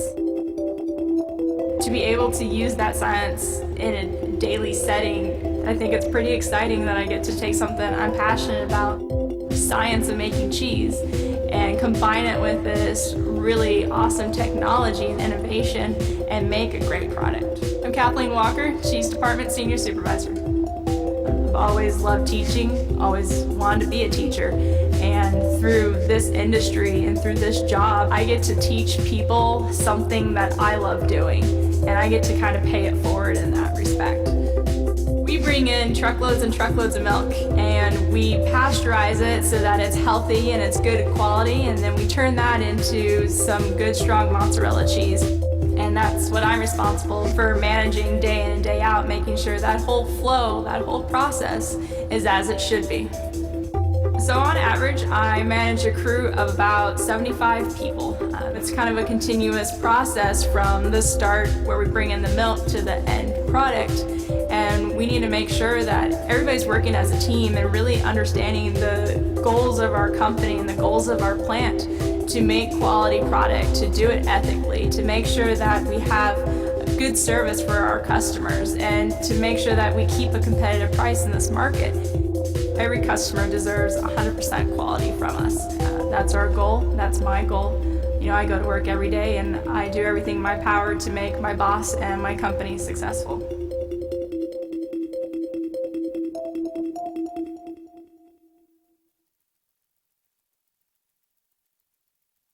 Let's move on to pork. There are many factors impacting pork prices that have prevented us from seeing prices drop after the traditional grilling season like we normally see. African swine fever has been attacking the hog herds all around the globe for the better part of 2 years. Another pandemic that won't go away. Hardest hit has been China, the world's largest producer of pork by far. It is estimated that China has lost 50% of its capacity in the last 2 years. There's not enough pork produced in the world to make up for that deficit, so the Chinese diet has had to move to other proteins, mainly chicken. Luckily, African swine fever has not been detected in North America, but it's now spread across Europe, including Germany, who is the second largest exporter of pork on the continent. China has recently disallowed German pork, so more of their imports will be coming from the U.S. Additionally, China is now importing many more whole hog carcasses from the U.S., so we're not able to extract the trim meat or the bellies for bacon from those carcasses as it's normally done. And all of our meat toppings, except for bacon, are made from trim. Here again, the food box program is figuring heavily into the meat prices. The government purchase program is pulling massive amounts of raw material to be processed into food boxes rather than food service or retail. As mentioned earlier, processors are running reduced capacities due to fewer employees in their plants required by social distancing guidelines, and this will continue for the foreseeable future. What it all adds up to is sustained higher prices for meat toppings for the near future. I mentioned bacon, and that bacon is made from bellies, not trim meat like the pepperoni and sausage. Bellies are particularly scarce in the market, and belly inventory has dropped dramatically in the last 6 months. I mentioned the shipment of the whole carcasses to China and the related reduced plant capacities. But with the bacon, another major factor is retail, and the tremendous retail demand for bacon has exploded with people staying home so much more. Additionally, all the chain pizza companies are doing well, and we all sell a lot of bacon. Demand for chicken is expanding worldwide. Just in the U.S. alone, we are eating 5 pounds more chicken per person per year than we were just 5 years ago. The Chinese have had to move to substitute more chicken in their diets, as mentioned, since the scarcity of pork in their country brought about by the swine fever. Chicken wings have always been in high demand, particularly around football season leading up to Super Bowl. During the summer months, wing producers like to build inventory for the fall and winter as demand is not as strong in the summer. But guess what? This year, the game has changed. There was no building of inventory during the summer because all the producers were either shut down for periods of time or operating at restricted capacities. Chicken wing demand was much stronger throughout this pandemic period because, again, all the pizza companies are selling wings and they've all been very busy. And chicken wings, as you know, are a major side item for us. So here we are entering our busiest wing sales period, and the producers once again are struggling to keep up. Short supply equals higher prices, and we will see wings increasing again next year. Moving on to grain and flour, we've had a very dry end of the summer to the grain growing season, which reduces yield, as well as that derecho in Iowa that destroyed $4 billion in crops. But the big news on grain is exports. The Phase 1 trade agreement signed with China in early 2019 stipulated that the Chinese would have to purchase an additional $200 billion in goods in 2020 and 21 over and above their purchase levels in 2017. Nowhere are we seeing this impact more than the grain sector, which drives feed costs for our proteins and directly impacts our flour price. The Chinese have been buying large quantities of soybeans all year long, and a weaker U.S. dollar has created strong demand for exports in wheat. The grain markets are all tied together in that a shortage of soybeans result in price increases of wheat and corn, since they are all used for feed in some fashion. Export demand for all grains has caused a recent rally in corn, and we have seen wheat prices climbing steadily for the last couple of months. You can see by this slide that the pricing on all grains tends to move together. However, wheat is one commodity where we can contract out and purchase forward if we see an opportunity. And we did that back in September, and we purchased enough flour to give us through the end of next June, so we feel that we've avoided most of the inflationary price trend that is happening now in grain. The next product I want to discuss is pizza sauce, but before I do, I want to show you a short video produced by our sauce supplier this season from California. The main narrator in this video is Roger Scriven, who spends most of his time in the San Joaquin and Sacramento valleys, where all of our tomatoes are grown. Roger is known throughout the region as the king of the valley. I've had the pleasure of touring the fields with him, and he delivers a great report for us on this year's crop. Have a look.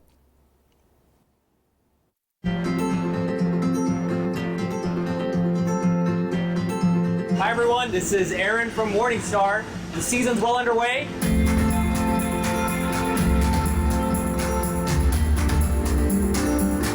We've been producing now for a while. We're very excited about the quality we've seen in the tomatoes so far. Our people are all very happy, productive, making excellent products. We're very excited to be a part of your business and sharing this experience with you.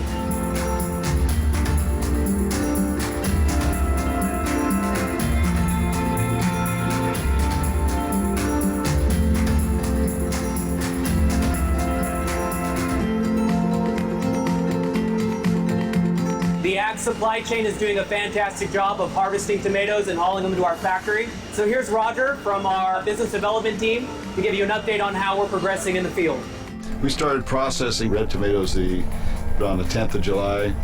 The COVID has given us some different challenges as on how we deal with people and how we get them into the harvesting equipment and all this different safety equipment to protect them from the virus. But harvesting has been doing a fantastic job.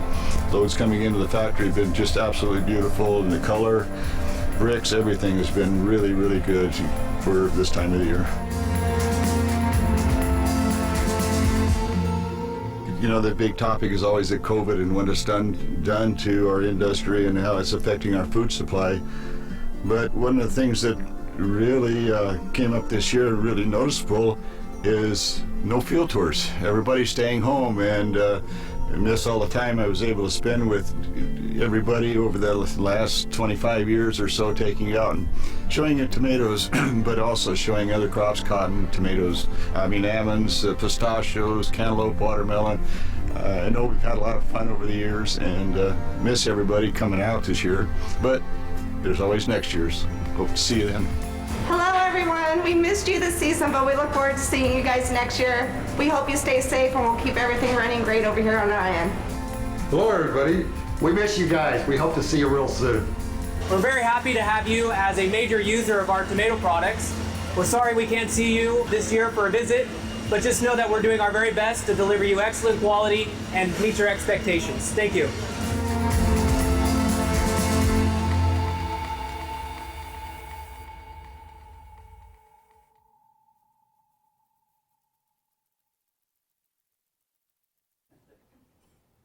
To see the tomato harvest in action is pretty amazing to witness.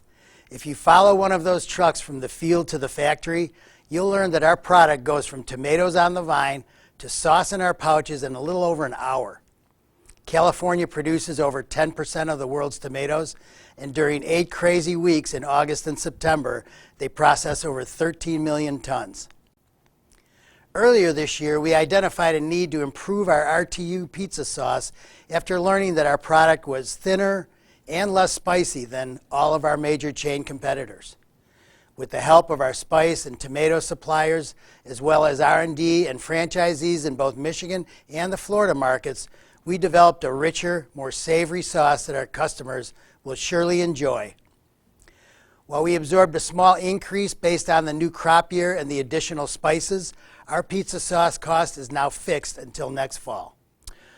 Around this time of year, the growing areas start moving south out of the valley into southern Cal and then down into the fields of Yuma, Arizona. While the crop outlook for lettuce and leafy greens is average at best, the outlook on tomatoes, green peppers, and red onions is good. But there is no more labor-intensive operation than the vegetable harvest in California. And this year is not a good year to have to rely on labor for any industry, particularly since they are actually moving the workforce along with the product. We are being very watchful of service interruptions this year with veggies. Vegetables are our most sensitive product to maintain temperature integrity, and we're investigating better ways to transport. We're also working with a new potential cut veggie supplier in the Florida market who has just completed a major facility renovation near Orlando. Before I address the pizza box category, I thought it might be interesting to show you this video from West Rock, our exclusive box supplier, showing pizza boxes being made. This is one of the company's older plants in Liberty, Missouri. Our plant in Atlanta is one of the most modern of West Rock's manufacturing locations. So it looks quite a bit different, but this clip gives you a clear idea of the speed at which pizza boxes are produced. While the quality of our boxes and print is very good, after seeing this, you might understand the difficulty of catching every single defect. Hungry Howie's Pizza uses over 45 million boxes annually.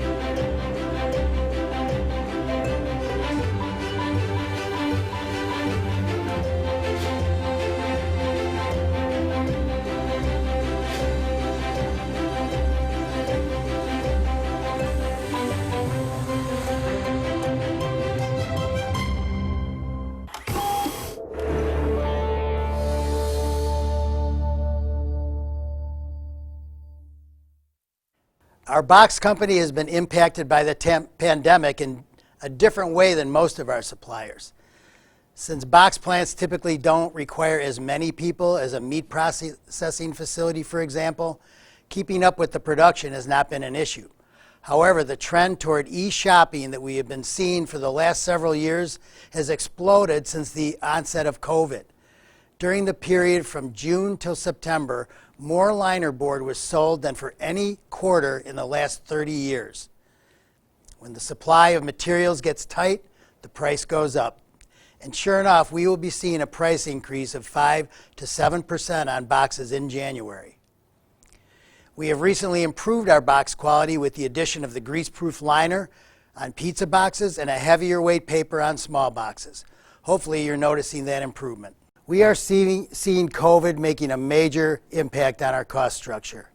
Reduced plant capacities, inconsistent raw material availability, changes in demand caused by the pandemic, all these conditions will be with us for the foreseeable future.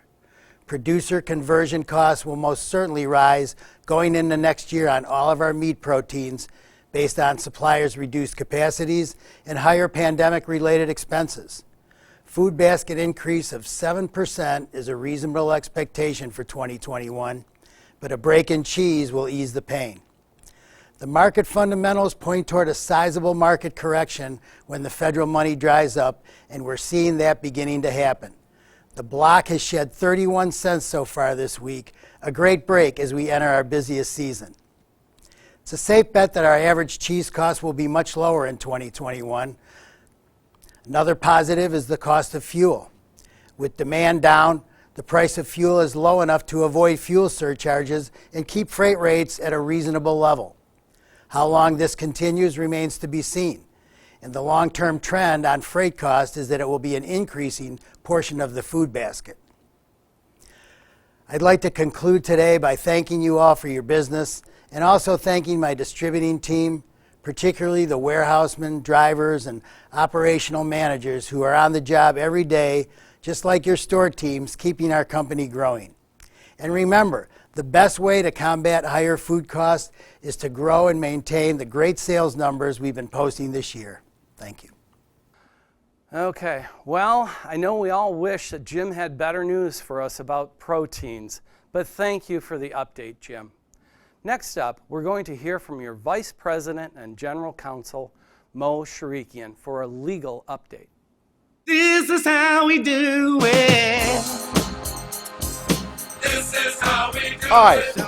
I'm Mo Sharikian, Vice President and General Counsel of Hungry Howie's. Thanks for listening to me today. Back in the 70s, when Jim and Steve opened the first few stores, it was a lot easier to run a small business. Back then, to be successful, you worked hard making a great product and providing great service.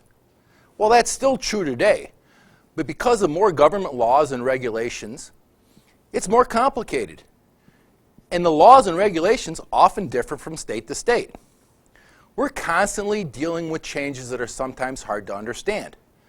The COVID-19 pandemic has put a spotlight on this. The best way we can adapt to these changes is to make our best efforts to stay informed. The primary focus of our legal department is to protect the brand. That includes enforcement of brand standards, product, safety, service, health. Another important part of our work is to help keep you informed. But your locations are independently owned and operated, so each of you must also stay up to date and informed. We all must realize that our individual actions can have an impact on the entire brand. This is especially true in the age of social media. We can provide you with the tools and information you need to be successful, but it's up to you to utilize those resources. Outside of the enforcement of brand standards, it's not our intent to micromanage your business. We can offer guidance, but there are many business decisions which you have the final say, including issues managing and compensating your employees. One of these issues is the fair reimbursement of delivery drivers. This is regulated by the Department of Labor and can drastically affect if a driver individually or as part of a class action lawsuit claims that you violated the Fair Labor Standards Act by not reimbursing them for use of their personal vehicle and thus lowering their pay below the minimum wage. This has been a growing problem for all pizza companies. Don't think this can't happen to you. Hungry Howie's franchisees have already been challenged in litigation. We have provided you optional tools and resources on this issue, including seminars on driver compensation, employee manuals, and employee arbitration agreements. I'm proud to say that in the last year, Hungry Howie's, working with the American pizza community, asked the Department of Labor to clarify the interpretations of some of the rules covering driver compensation. Jeff Rinke, as a Hungry Howie's franchisee, submitted a formal request to the Department of Labor asking for an official opinion letter on these regulations. The largest employment firm in the country, Littler Mendelson, put together the paperwork and filed the request. All of you will have the opportunity to benefit from this written opinion letter. You will hear more about this from Angelo Spinola of Littler Mendelson in a few minutes.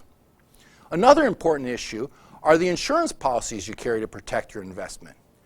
Listen, we don't like paying the premiums, but we appreciate having the coverage when we need it. In recent years, we are forced to adapt, so we raised some limits and added new and required coverages, including excess liability and umbrella coverage. This had to be done because the liability exposure from settlements and jury verdicts have significantly increased. Currently, we have franchisees with multiple claims that may have potential liabilities exceeding policy limits that had been $1 million. Additionally, there are threats today that were not common 10 years ago. This is why employment practices liability insurance was added. It covers you as an employer against claims made by employees alleging discrimination, wrongful termination, harassment, and other employee-related issues. Listen, I know it's a balancing act, rationalizing the types of coverage, liability limits, and the cost of insurance premiums.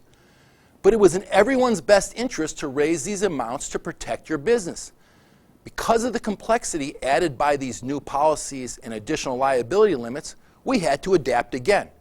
So we recently retained a company called Ebix to help track expiration dates and policy limits for all certificates of insurance. It is imperative that you furnish them the necessary information for your specific location. Once completed, it should be an automatic process to verify your insurance policies. We appreciate your cooperation in completing this process, and we thank you very much. Over the past 10 years, the payment processing industry has changed dramatically. The use of credit cards has skyrocketed. The fee structure for accepting these payments is complicated and can impact a store's profitability. So once again, we find ourselves trying to adapt. The credit card statements you receive are very complicated. The rates charged for accepting various types of cards are different.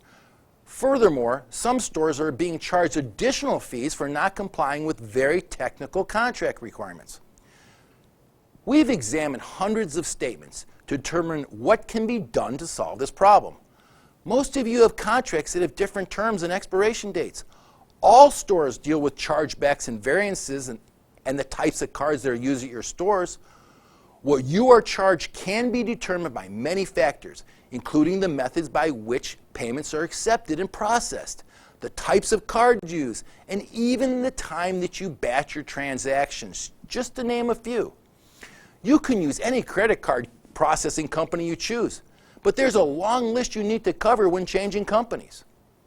Additionally, there are a few things we think you can do right now to help your fees, to keep your fees as low as possible. Make sure CVV and AVS are turned on for online ordering so your customers' cards can be verified. CVV is the 3 or 4 digit card verification code, and AVS is the customer's billing zip code. You must also batch out on time. Most contracts say that you must batch out before 12 midnight Eastern Standard Time. That's right, Eastern Standard Time. If you don't use CVV and AVS and you don't batch out on time, the discount rate you pay on the card is negatively affected, fraud and chargebacks go up, and your ability to contest a chargeback becomes impossible. Check your expiration date on your contract. Make sure you don't auto-renew before you talk to your provider, and make sure that you are categorized and placed in the best rate structure possible for your business.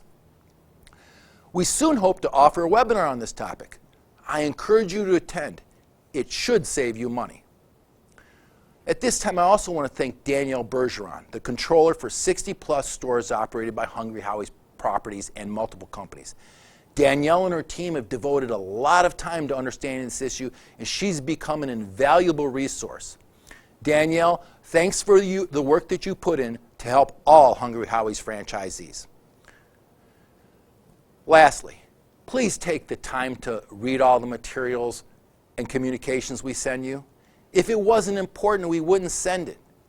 We send out dozens of memos each year on a variety of topics. Many have been about COVID-19. As I said at the start, being up to date and knowledgeable are big factors in how we adapt and remain successful in business. It's not the fun part of running a business, but it's an absolute necessity. Use the resources we provide you. In summary, to save money immediately, make sure CVV and AVS are turned on. Set your batching for your credit cards before midnight Eastern Standard Time. And please, stay up to date with your insurance policies and turn in your insurance certificates to EBICS. Now, Angelo Spinola from Littler Mendelson will now explain to you how you can use the Department of Labor's opinion letter that I talked about earlier to help you comply with reimbursement. Your success is important to everyone. Thanks for listening. Hi, thanks everyone for joining today. We're going to be talking about an exciting new development, which is the Department of Labor's issuance of a mileage opinion letter, which is really going to change the landscape for the entire industry and how we reimburse for mileage. A really, really monumental event. And I want to give a shout out to Mo and Hungry Howie's as the company that really orchestrated this change. Mo reached out to me several months ago with his idea of trying to get this legal opinion from the Department of Labor. We have now gotten it. It's a really great event, so pay attention. We're going to move fast today. Why don't we get started now? This is me. This is my contact information. It is very likely that some of the things that I have to tell you that you should be doing, you'll need to reach out to me. So just take my email address here or my phone number, aspinola@littler.com, and we will get you set up with legal opinions that will help memorialize your mileage reimbursement program. So we're going to talk about what has happened and give you an overview of the legal opinion. We're going to talk about good faith defenses, and that's the place you really want to pay attention, and how to best maximize or use the DOL's opinion letter to your benefit to avoid litigation. So we'll start by looking at some of the settlements that you see. When I say that this is a monumental, a massive event, you can look at some of these settlements that are on the screen and see that, you know, millions and millions of dollars here, billions really, are at stake, and this should really change things for good if the industry responds appropriately. And to just frame the issue, basically what has happened is that one of the permissible reimbursements for mileage is using the IRS rate. That is one example.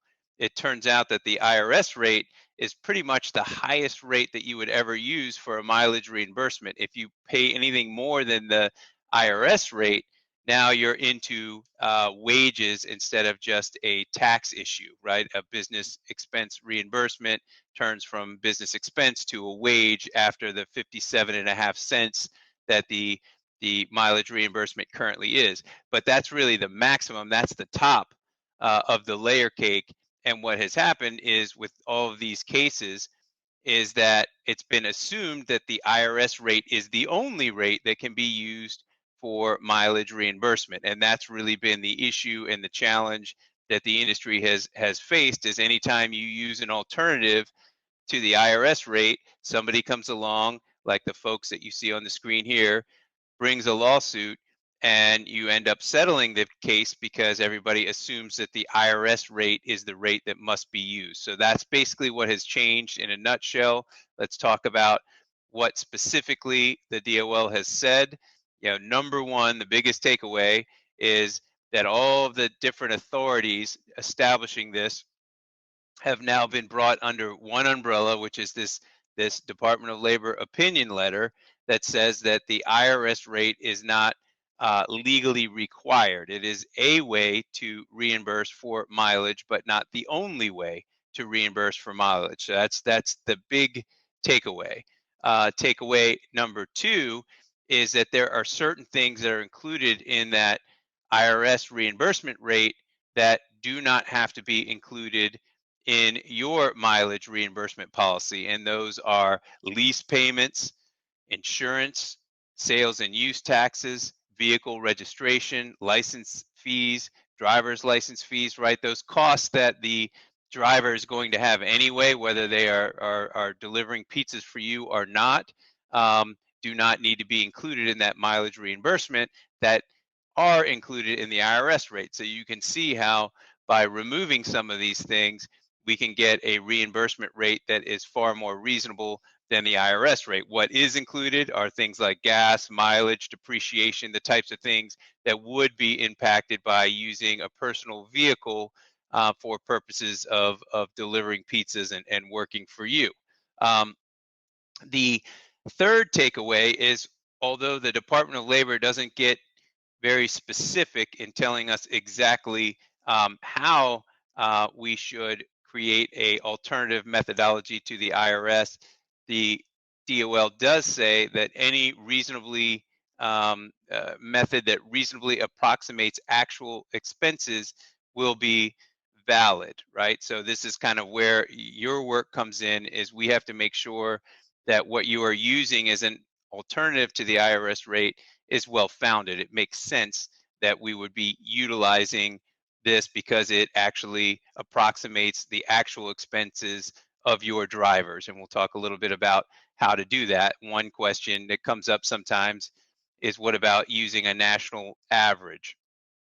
What is the typical reimbursement cost? The problem with that, and I think actually the thing that's probably beneficial for you, is different people, depending on what kind of business they work for, where they are located, they have different costs and different fleets of cars and different expenses. So using a national average isn't particularly helpful for giving us information about your specific employees and what their true expenses are. And you don't have to be 100% accurate. You don't have to figure out what is the expense for each individual employee, but you do have to have some method that reasonably approximates that expense. The reason I say that is good for you is pizza delivery drivers typically are not driving Rolls Royces and Mercedes Benz, right? They have cars that depreciate at a lower rate and cost less to operate. So the next takeaway is that the only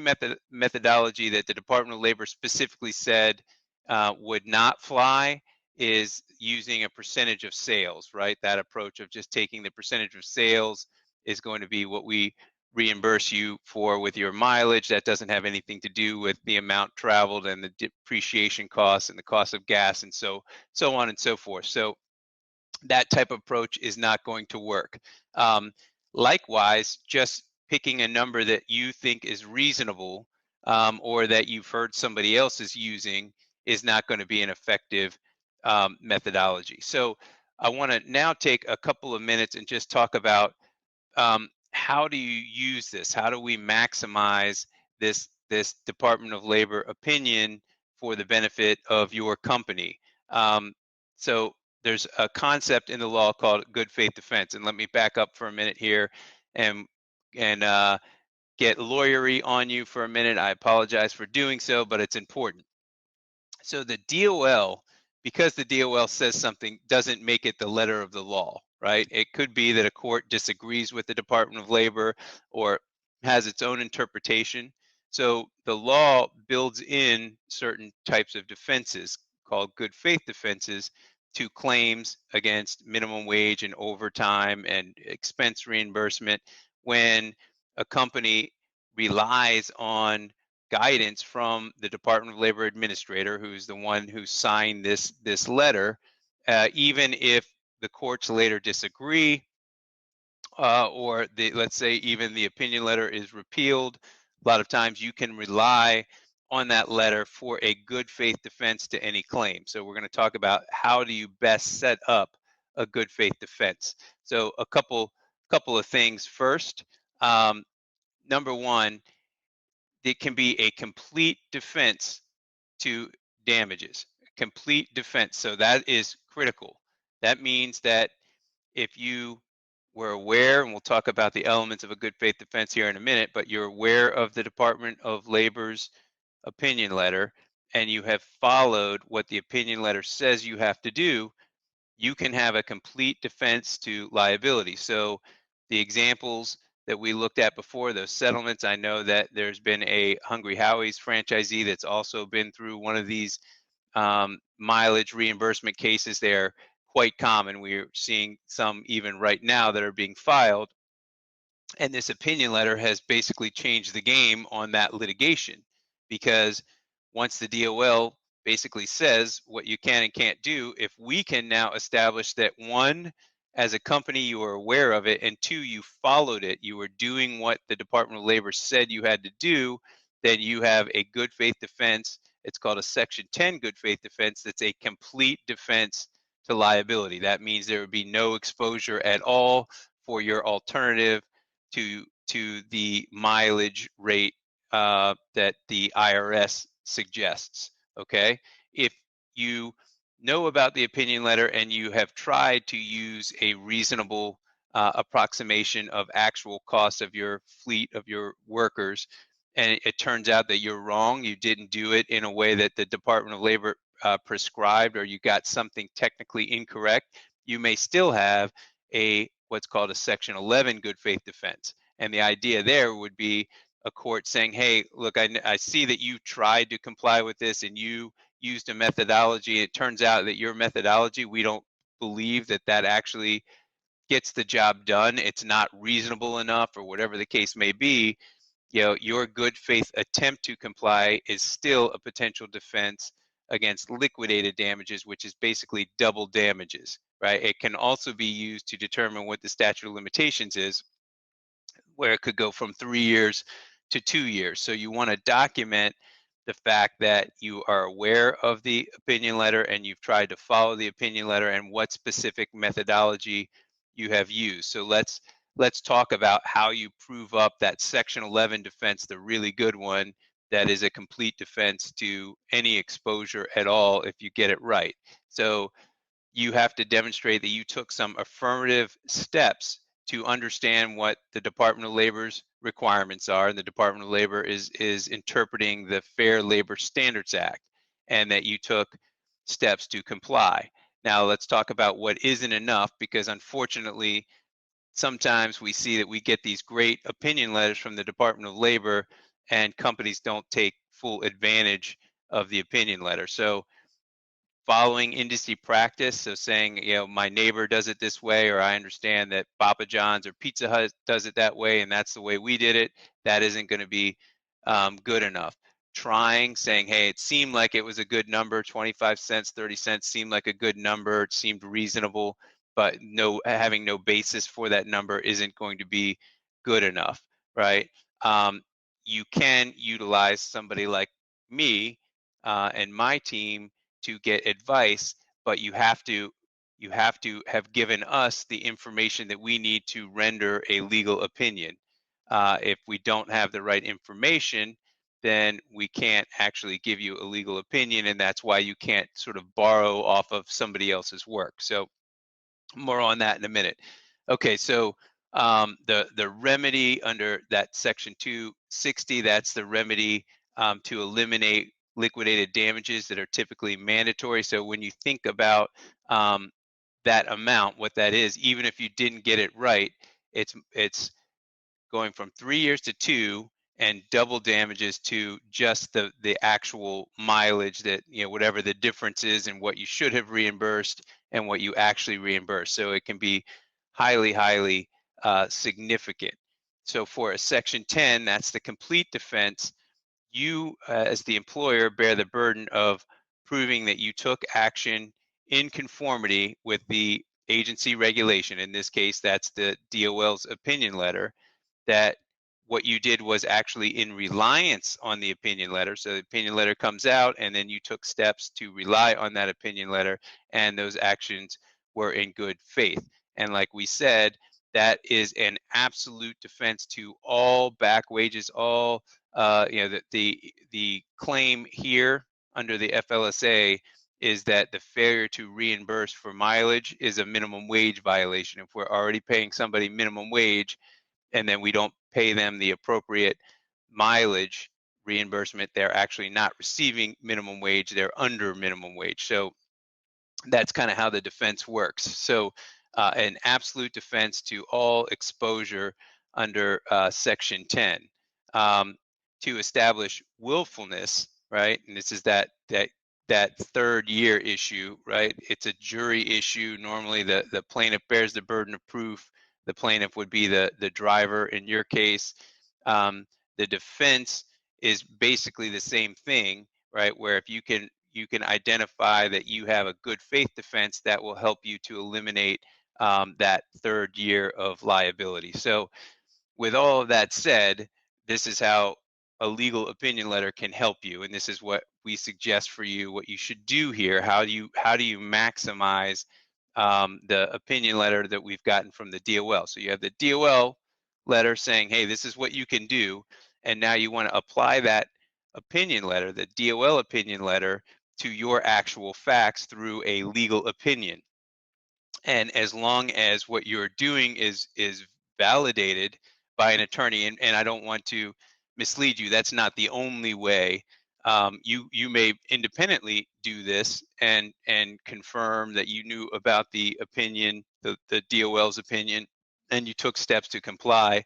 The best way to establish a Section 10 defense is through a legal opinion where you have an expert who has looked at what you are doing, what your facts are, how you determine your formula and apply it to the Department of Labor's opinion letter, and then basically say that, yes, we believe that this is compliant with the Department of Labor's opinion.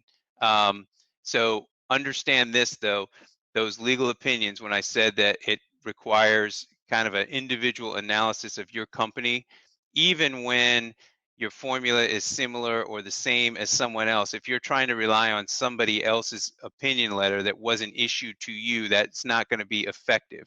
And one thing to understand about any litigation over a legal opinion or a letter like what I'm talking about is that you waive any privilege associated. Once you say, I got a legal opinion on this issue, I'm going to assert the good faith defense.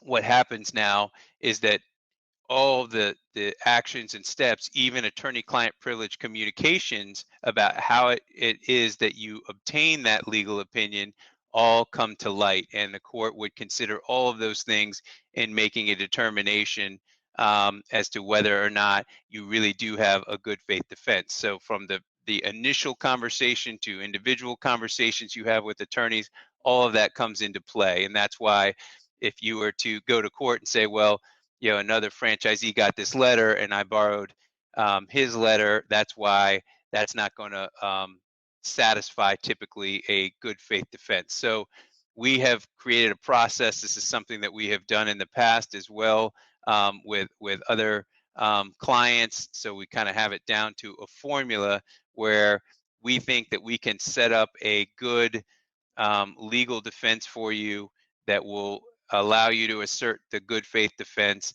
in a way that is economically feasible for a small company, especially when we're doing them in volume, because the legal analysis of our work doesn't change as a result of who the franchisee is. What changes is the facts, right? Is talking to you and understanding what is it that you are doing now from a reimbursement of mileage perspective. Maybe that needs to change a little bit. Maybe we need to tweak it to make sure that it is compliant with the Department of Labor's analysis, right? And then getting that straight, and then providing this legal opinion saying that it does comply with the Department of Labor. Obviously, we're not going to issue a written opinion that you are not in compliance if we can't get you in compliance. If you say, look, I'm just going to do 10 cents a mile and that's it, there's not much we're going to be able to do to help you. But as long as you as a franchisee are willing to work through this with us, I think we can help. So here's how the process works. We would provide basically a questionnaire, some information that we need from you. You would tell us what it is that you're doing now. If you need assistance, let's say that you know that you're not necessarily following the Department of Labor's approach, and you need some help, we can give you some, and we're actually working on this now, some ways in which you can reimburse in such a way that should satisfy the Department of Labor and comply with that letter. So once we have those facts of what your mileage reimbursement process actually is, then we will talk with you on the phone. One of our attorneys will talk with you on the phone to confirm your practices, how long you've been doing it, what exactly you're doing it, any tweaks that would be necessary, if there's a change in information, what steps you would take, right? A change in somebody's status. Then we would draft the fact portion of that letter that matches company for company what you are doing as an individual company with the law, right? And what the Department of Labor has said, and then render an opinion that we would review and then finalize with you, render an opinion that you are in compliance. Now, once you have that opinion letter, you should be able to assert the good faith defense. What that means now is that if somebody were to challenge you on your mileage reimbursement, the goal would be to get you right out of that case with no liability. I know what you're thinking. The question is, how much does this cost? We are prepared to flat fee these at $1,500. If there is a way to create kind of a central formula, we'll try to bring that cost down some. That should allow us, assuming that we do some volume, to be able to at least cover our costs on this. I highly recommend that you consider this. This is the way to sort of maximize what has happened for you and for the industry. Thank you so much for your time. If you would like to talk with me about the process further, my number is 404-760-3921. You can just reach out and tell me that you have an interest in getting the opinion letter, and we'll get the process started. My email is aspinola, S-P-I-N-O-L-A, @littler, Littler.com. Thank you all very much for your time today. Thank you, Mo, and our special guest, Angelo Spinola. As Mo stated, I was heavily involved in the Department of Labor mileage reimbursement opinion letter, and it's great that we were able to obtain an answer from the Department of Labor, and one that works in our favor. Next up is your Director of IT, Dan McKay. This is how we do it. This is how we do it. Hi, everybody. Like many of you, we've been tasked to find solutions in order to effectively keep the daily operations of the corporate team as connected as possible. Even though we've been required to have most of the teams working remotely. We've expanded our use of Microsoft Teams and used it as a base for daily leadership team meetings. And in fact, even today, nearly every meeting we have as a company is happening virtually. Despite this shift in how we interact, productivity remains very high. Without question, everyone has witnessed the impact of the pandemic on customer orders. With the changing trends in customer expectations and our role in meeting those needs, we look to find solutions to adapt in the changing requirements and needs. The first of these solutions was estimated times. By adding estimated times, we were able to answer the question for the customer before the order process. With social distancing requirements and considerations, the addition of no contact delivery became a standard overnight. Though the numbers have changed, no contact delivery has still accounted for 30% of all delivery orders in the last 90 days. Next, we looked to address customers coming to the stores. Curbside. Curbside pickup has become a primary focus, not just in the restaurant industry, but throughout many retail channels. As of today, 107 stores are currently offering this option. But at those locations, curbside accounts for roughly 29% of their non-delivery orders. When reviewing the participating store values and the average curbside ticket, it is consistently $2 over the average ticket for pickup. We've made some changes to the online ordering applications to make curbside easier for the customer to use, and our focus has been technically was to accomplish the following. 1, make the ordering process easy for the customer with clear buttons defining each. 2, really make it easier for the stores operationally for those of you currently using an item-based KDS. You may still participate, although there is a print option that is part of it.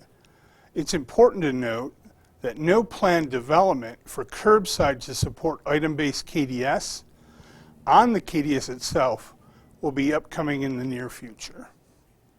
And 3, ensure that the roadmap for the solution was clear. If you do not have curbside as an option today, please speak with your consultant to discuss your options. Considering food costs, we reviewed offers with the changing climate of the industry, which has led to great increase in the ticket average while orders remain flat and food costs rise. We've sought out many ways to ensure that we're doing everything that we can to help you and your teams. With great feedback from the Ad Council, we looked at ways to give people more flexibility in offers by adding a surcharge feature. This feature has allowed for some important items like Howie wings to remain part of the top offers. It also is allowing us to upsell. For example, on the mix and match offer, we can now allow for a customer to upgrade from a medium pizza to a large pizza. Per the memo, surcharge is set to automatically be added on November 10th, unless you opt out. As announced at the 2019 convention, one of the primary technology objectives moving forward was going to be building out in-store solutions. And by that I mean especially menu boards and back office solutions. Digital signage provides many benefits to a restaurant. Mainly, the binds of time to have a physical menu board that requires a considerable amount of planning when changes are needed.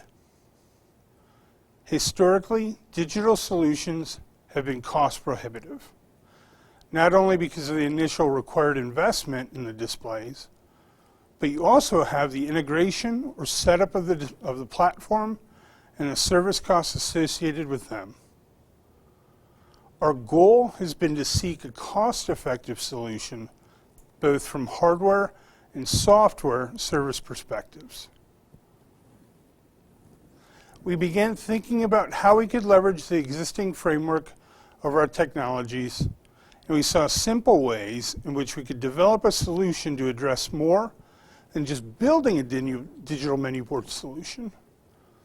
We saw the future of a connected store, one with unlimited solutions.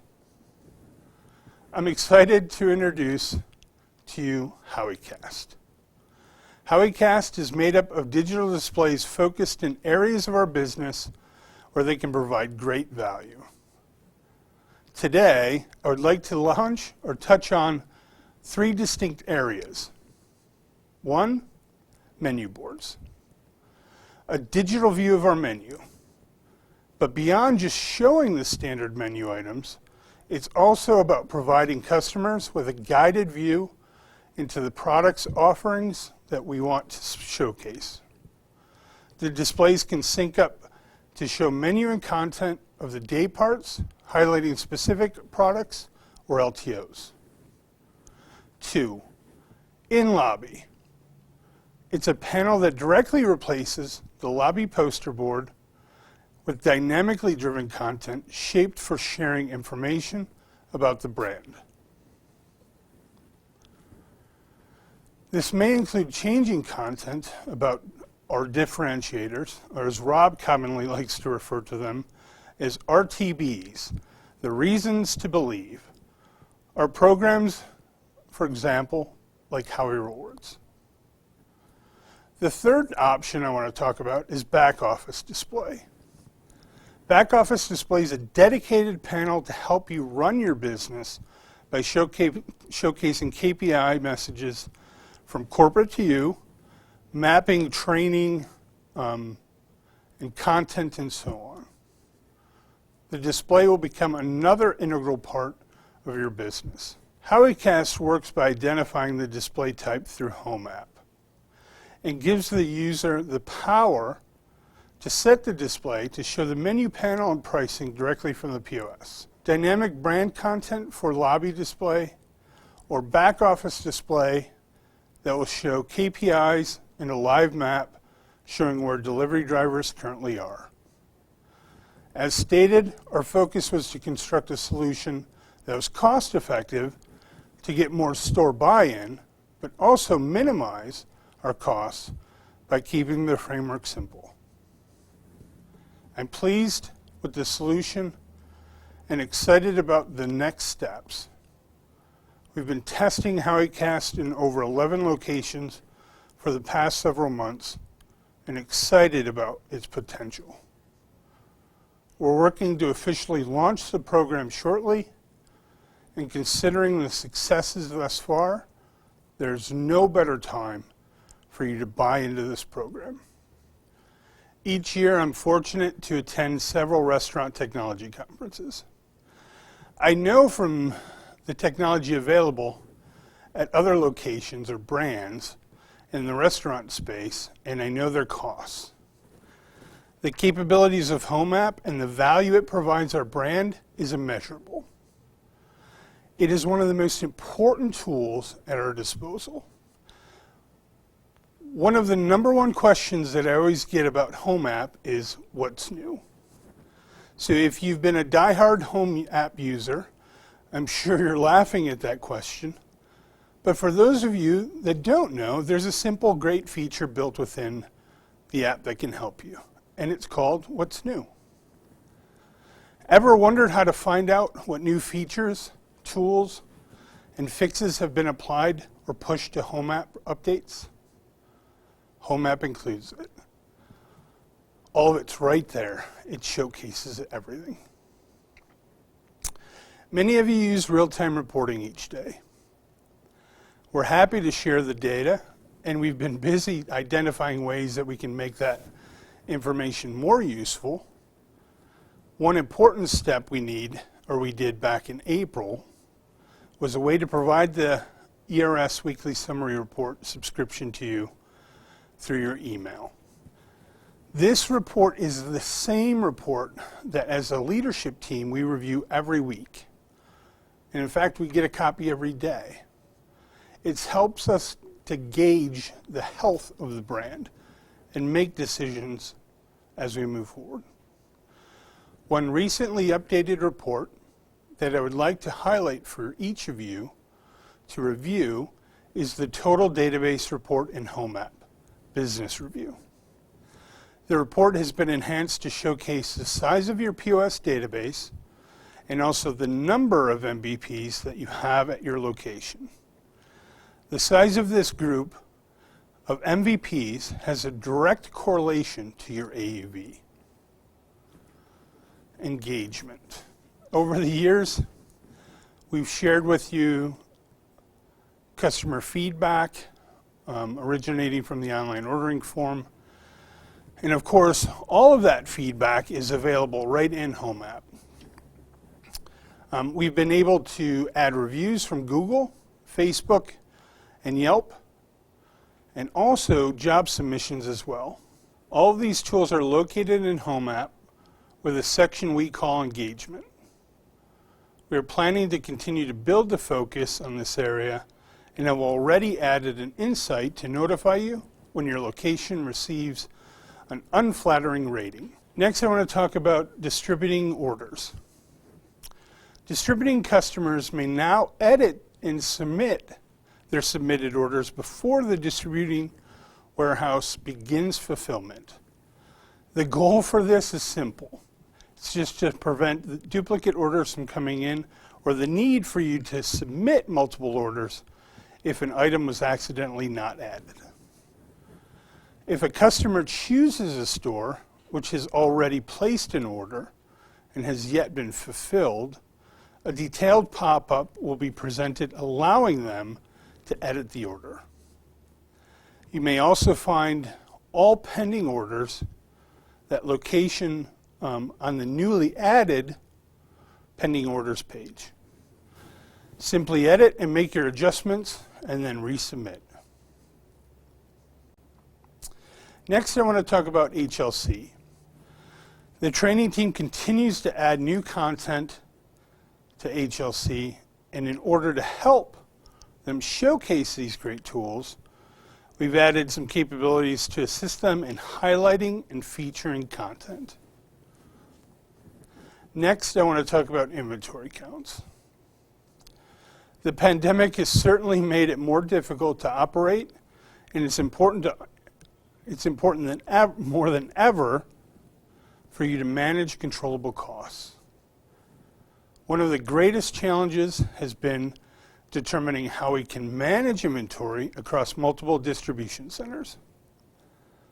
I'm happy to announce that we've developed a feature that synchronizes POS, inventory items, and recipes with a master database to ensure that the items and recipes are accurate and virtually eliminating most inventory configuration issues. In addition, we've built a counts feature into the Home app that allows you to count items in multiple sizes and locations, doing the math for you and your team along the way. For example, you could walk through your store, enter your counts into the Home app, adding quantities for each item in each location, such as trays of each size, dough in the walk-in, cooler, and bags of flour in dry storage. When you submit the counts, all sizes and locations will be calculated and a total quantity that's inserted into the POS. We have been testing the system at select locations since June of this year, and are now syncing inventory at over 20 locations. We've also been working closely with the operations department to provide solutions for all stores nationally, regardless of where your order or your products come from. As we wrap up testing, we will provide additional details on how to use the exciting new feature, and when it becomes available for all locations, we'll let you know. Our website. Every 2 years, we review and refresh our consumer website. I'm happy to say we've begun the process of an entirely new redesign. The process reviews past successes and areas that may be improved upon and grabs tightly onto the central focus of what the new site should be about. Considering the amount of traffic that flows through our website, that part of our business, it's important that we take great care to ensure that we assess and address the needs of the customer. We expect to begin development of the new site in Q1 with a goal of launch in Q2. Next, I want to talk about POS. As many of you are already aware, Revention has changed the name to Hunger Rush, placing the former online application as the namesake for the entire ecosystem. In addition to the name change, they've been working on building a new version of their POS from ground up. This new version is predominantly cloud-based, though will still leverage a Revent One in-store to assist with operational use. This new application is set for launch by Q2. Next, I want to talk about support. I'm proud to say thank you for your continuing appreciation of our technology team. We have a dedicated group of people focused on solutions for you, and please never forget that when you need assistance or have a general question, the best path to take is for you to submit a ticket via storehelp@hungryhowies.com. Once submitted, we'll assist as needed. Thank you. Thank you, Dan. I'm sure we're all looking forward to using HowieCast in our stores. Don't forget that one of today's prizes is a HowieCast hardware, which is worth up to $3,500. Now it's time for another break, so I'll see all of you back here in 5 minutes. This is how we do it. This is how we do it. La la la la la la. This is how we do it. La la la la. This is how we do it. This is how we do it. This is how we do it. It's Friday night and I feel alright. The party's here on the west side, so I reach for my 40 and I turn it up. Designated driver, take the keys to my truck. Hit the shop cause I'm faded. Honey's on the street, say money, oh we made it. It feels so good in my hood tonight.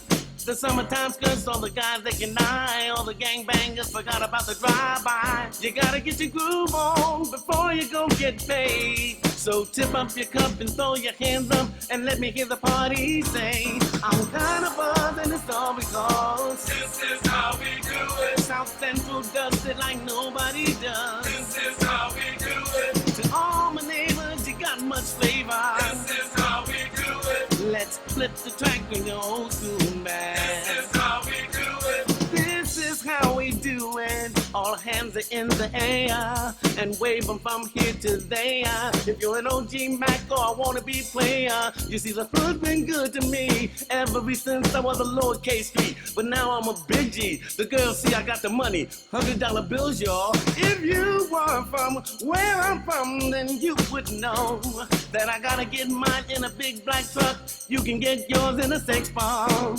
Whatever it is, the party's underway. So tip up your cup and throw your hands up and let me hear the party say, I'm kind of buzzed and it's all because this is how we do it. South Central does it like nobody does. This is how we do it. To all my neighbors, you got much flavor. This is how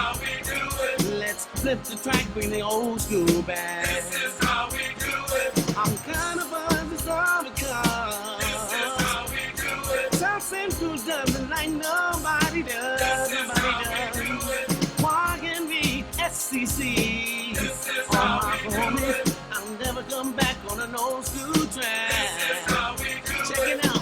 Once upon a time in '94, Montel made no money and life show was slow. And all they said was 680 stood. And people thought the music that he made was good. The little DJ, M. Paul was his name. He came up to money, this is what he said. You and OG are gonna make some cash. Sell a million records, then we're making the dash. Oh, I'm buzzing because This is how we do it. South Central does it like nobody does. This is how we do it. To all my neighbors, you got much flavor. This is how we do it. I'll never come back on an old school track. This is how we do it. I'm kind of buzzed, it's all because This is how we do it. South Central does it like nobody does. This is Nobody how we does. do it. Oh, it's party time. This is how we do it. Straight up coming from the west side. This is how we do it. OG's got the flavor, yeah. This is how we do it. And money does it like nobody does. This is how we do it. Come on now, step jamming on it. This is how we do it. This is how we do it. This is how we do it. It's Friday night, and I feel alright. The party's here on the west side, so I reach for my 40 and I turn it up. Designated driver, take the keys to my truck. Hit the shop cause I'm faded. Honey's on the street, say money, oh we made it. It feels so good in my hood tonight. The summertime skirts, all the guys they can eye. All the gangbangers forgot about the drive-by. You gotta get your groove on before you go get paid. So tip up your cup and throw your hands up and let me hear the party say, I'm kind of buzzed and it's all because This is how we do it. South Central does it like nobody does. This is how we do it. To all my neighbors, you got much flavor. This is how we do it. Let's flip the track with the old school back. This is how we do it. This is how we do it. All hands are in the air and wave them from here to there. If you're an OG Mac or a wannabe player, you see the hood's been good to me ever since I was a lowercase street. But now I'm a big G. The girls see I got the money. Oh yeah.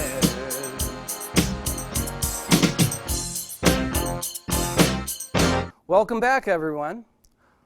While everyone is getting settled in, I want to take a moment to thank our convention sponsors, Hungry Howie's Distributing, Leprino Foods, Sugardale, West Rock, and Paradise Tomato. This event would not be possible without them, and we're grateful for their continued support.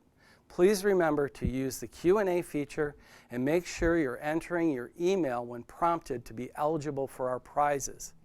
Next up is my personal favorite topic, marketing.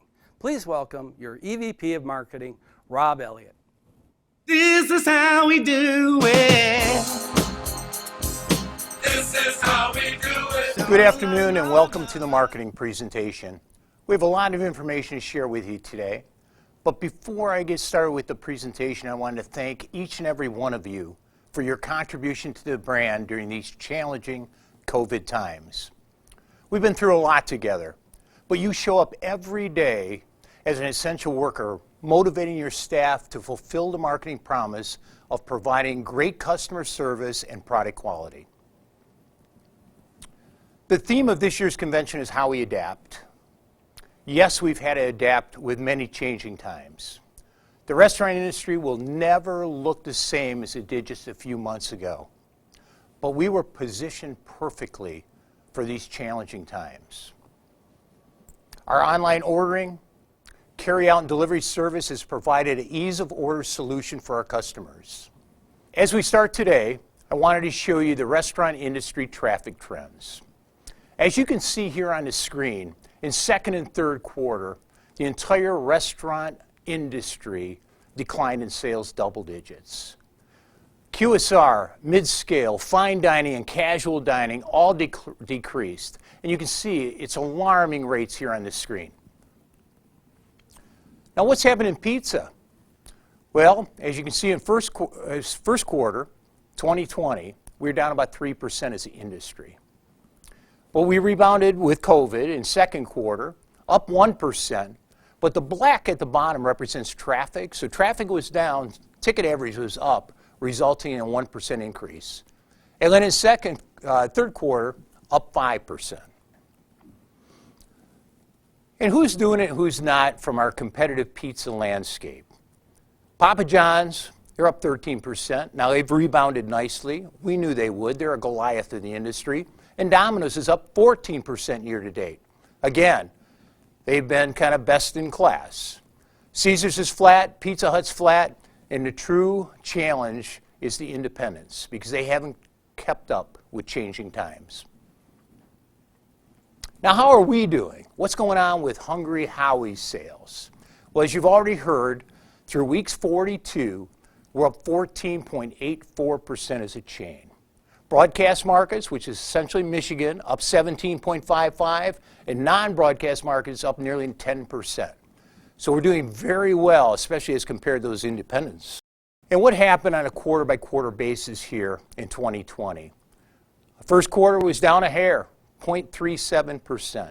We just missed it. It was the first 2 weeks of COVID, but we had some great tentpoles in there. Remember Valentine's Day? It was the best day in the history of the company, followed by leap year. Q2 of 2020, up 20%, and Q3 of 2020, up 22.88%. So we've had nice momentum this year, probably because of COVID, but again, thanks to your help and contribution. Now, the big winner, as we've talked about, is ticket average. If you look at ticket average, it's up 12.25%. Ticket average now is over $20, $20.65. So as you can see, offline, $18.01, online, $23.70. Another great reason to embrace online ordering. It's a much higher ticket average. But ticket average, look at that blue line. Ticket average is way up as compared to prior years. Customer counts is something I lose sleep over. We're up 0.38% in customer counts, Hungry Howie's. Broadcast markets up 0.62, and non-broadcast markets are down a hair. But we have to be focused on that customer, and we'll talk more about our opportunity. We look at customer data, and we utilize customer data called NPD Crest. It's the largest syndicated data resource in the restaurant category. And when we look at our customers as compared, the first column is our customers, Hungry Howie's, then QSR Pizza and QSR Pizza small chains, and then finally independents, we want to understand where our sweet spot is. So focusing in, first on income, it's that under 45,000 mark. We index at 146, 100 being the norm, so 146 is 46 points higher than the norm. And then if you look at the average eater, 18 to 34 is our sweet spot. We always talk about that millennial mom, 25 to 34. That index is at 154, so we've done really well there. But that 18 to 24 is emerging. We index at 160 with that younger demographic. So we factor that in. We always look at a very broad target, 18 to 49. But boy, we can have some special emphasis against that 18 to 24. Gaming platforms, perhaps. Cable, over-the-top television is another thought. So understanding that demo, we can make educated, smart decisions on how to market to these people. Now, through COVID, on the right-hand side of your screen, the funnel, if you will, 2020, starting this is May 1, of course, COVID started just a little earlier there, we've had a 5% increase of first-time customers. 5% increase of first-time customers. This is a huge opportunity for our brand. It's a huge opportunity for each and every one of you. We have more customers now entering the brand for the first time. And their second visit rate and third visit rate is much higher than what it's been in the past. More new customers entering the brand. We need to make them loyal customers, bring them back more often, and it's a great opportunity for our future. Understanding who are these new customers is also important. So we brought a lot of age segmentation research here. So understanding who they are. First, at 18 to 24-year-old, here it is. They're up 33.21%. Those are new customers are entering our brand much younger. That's a great thing for our future. Younger customers. That is the future. And then circled here, the 55, 64, and 65 plus, they're coming, which is kind of interesting. I'm not certain that's our future, but it's great to have them, right? But a concerning point is the 25 to 34 is down 20%. And at 35 to 44 is down nearly 35%. We probably know why. I think they're staying home. They have young children during COVID times.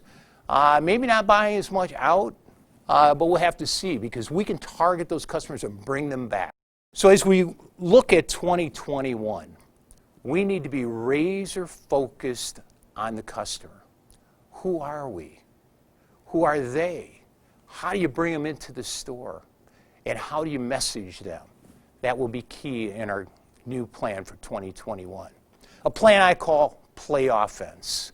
We need to play offense. We've had a lot of benefits with COVID. It's challenging, unfortunate times. We understand that. But the pizza category is very strong, and Hungry Howie's is very strong.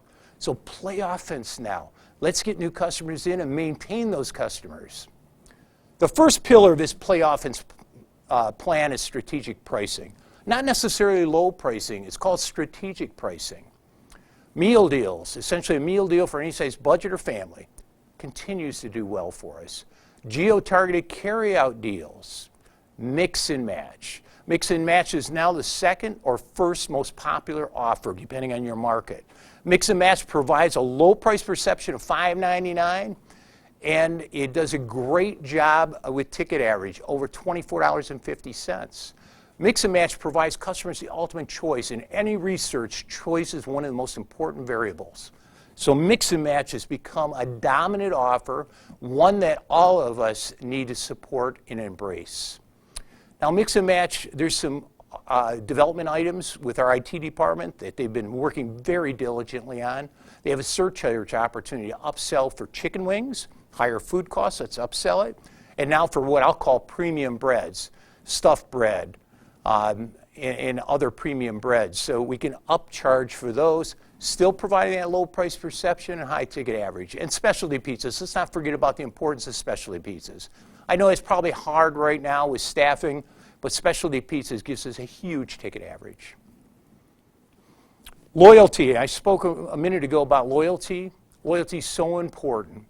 We really need to embrace loyalty in everything we do. In-store loyalty, online loyalty, on the phone, 50-point sign-up, QR codes. We're going to put a QR code on every box to make sure they just snap it with their smartphone. They jump to that enrollment page. Loyalty needs to be a part of our DNA going forward because it's very important. The old 80-20 rule, 80% of your sales is based on 20% of those loyal customers. So let's celebrate those customers. Forward thinking, well, hey, you can have tiered membership and personalized offers and unexpected perks. How about a little surprise delight for some of those most valuable customers? Adapting to change. As I mentioned, we've been through a lot together, a lot of change in the industry, a lot of change in lifestyle. We've done a great job with online order. Let's continue to embrace and improve it. Loyalty, as I mentioned, huge pillar of an integrated plan. Curbside delivery where possible. Curbside delivery, especially for those millennial moms. We've been doing a great job with delivery. What can we do different or better to make sure we're advertising that? Safety, it's out of a 485-degree oven, no touch delivery. And then finally, convenience for our customers. Nothing easier than to carry out our delivered pizza from Hungry Howie's. Product innovation is another pillar of this 2021 plan. Product always sells. New product news works in this category. So we need to make sure that we're embracing the innovation. Specialty pizzas, featured flavored crust, mix and match as I mentioned. How about maybe even adding a flatbread to that mix and match in time? Old world pepperoni and menu simplification. Menu simplification is so important. Jeff Rinke is working on that. We're eliminating our Howie rolls and our sriracha sauce initially. Just to simplify where we can without losing our edge. From an advertising standpoint, reasons to believe are always important. RTBs, we call them. And what are RTBs? Flavored crust, dough made fresh daily, and 100% real mozzarella cheese. We have a new ad campaign coming out to embrace all these. We'll have broadcast materials, and those broadcast materials can also be used digitally. And so we can get that word out, our point of difference, the quality underpinnings of our brand. And then Love, Hope, and Pizza. We just finished Love, Hope, and Pizza, just played out here in October. Thank you for your support. Thank you for your hard work. And thank you for embracing our buy one, get one for $1 offering. We had the Roundup, which has given a significant contribution to this great cause. But most importantly, we did some research because we're always asking the tough questions. Is it time to change from Love, Hope, and Pizza? And it might be, you never know.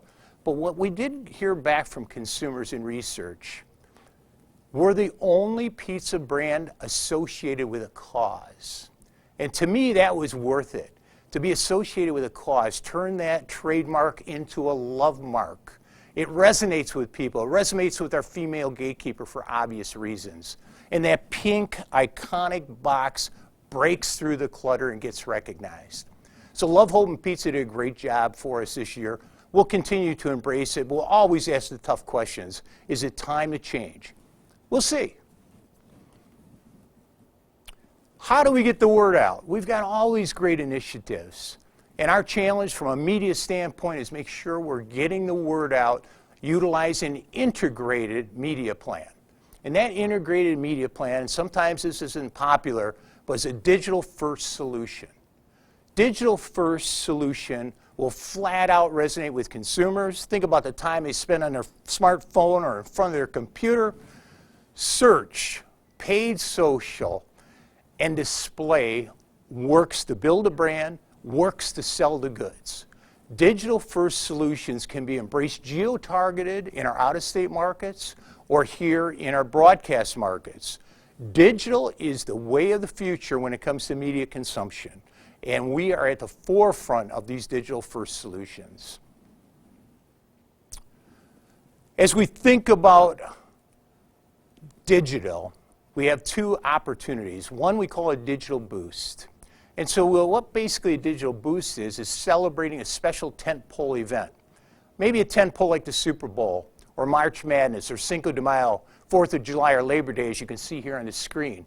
So we turn our existing media, change the creative materials, and then celebrate that tentpole opportunity. Make it relevant. Get in people's minds. It's time to try Hungry Howie's for the Super Bowl, perhaps. So digital boosts are a big part of our digital plan. Digital blitzes, and I know it sounds confusing, a boost and a blitz, that's new customer acquisition. Blitzing would not only change the creative messaging, but will amplify that digital footprint. Things like Valentine's Day, NCAA, Memorial Day, 4th of July, Love, Hope, and Pizza, or the cause, and then finally Cyber Week. Digital blitzes have proved successful. Think back a few years ago, our first digital blitz. We had it leap year, right? We remember that. Unfortunately, we couldn't even keep the store stocked with food. But we've learned a lot since then. And digital blitzes are a great opportunity for new customer acquisition. It flat out works. It converts to sales. You feel the deal. The other thing we've learned to get that word out is utilize Bridge, which is our automated email. It's our database. Every night we send all of our data to Bridge from every store, every POS system, and they synthesize that data. They look for active customers, lapsed customers, most valuable customers, new customers, and then we message those customers through automated email.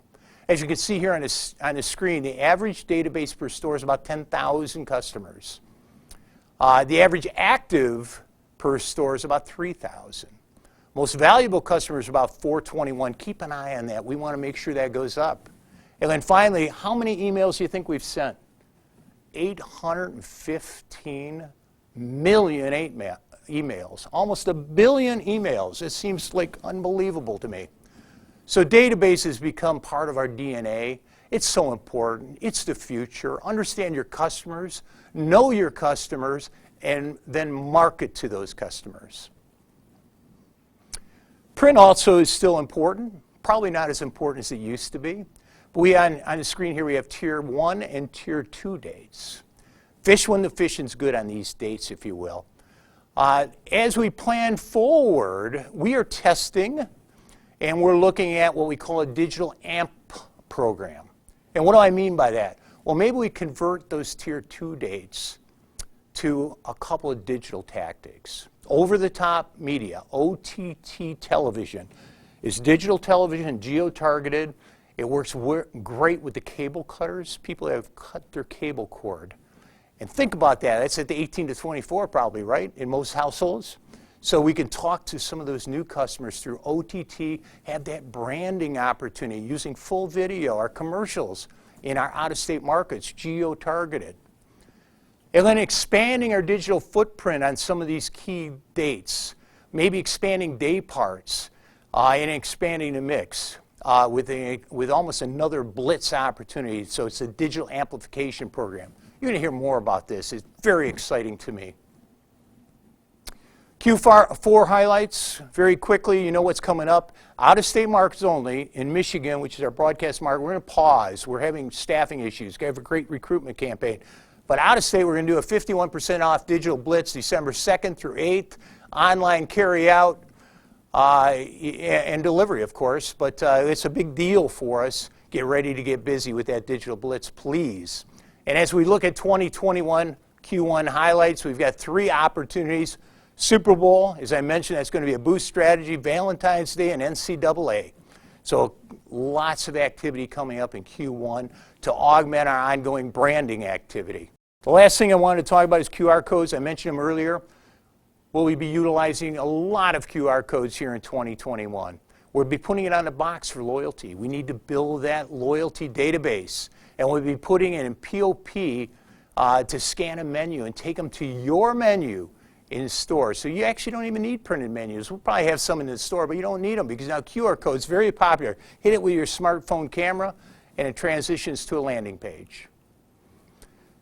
And then recruitment, we know the importance of recruitment. It's a big opportunity for us to embrace in Q1. We will have many recruitment materials in your Q1 POP materials so you can staff your stores. Go on and do the best you can to staff those stores each and every day to fulfill that marketing promise. So as I close, I want to make sure that we capitalize on the momentum. Again, I'd like to thank you for your commitment to this great brand. These have been challenging times. How do we capitalize on these times? We need to understand that these new customers have entered the brand. We need to keep them coming back. We need to make sure we're playing offense in everything we do in 2021. Let's keep the foot on the accelerator when it comes to marketing and advertising. Together, we'll adapt to changing times, and we're going to have a great, successful future. Thank you very much. Thank you, Rob. That was great stuff. Now I'm going to pass the things off to your VP of Development, Jennifer Jackson, for our Howie Awards presentation. Jennifer? This is how we do it.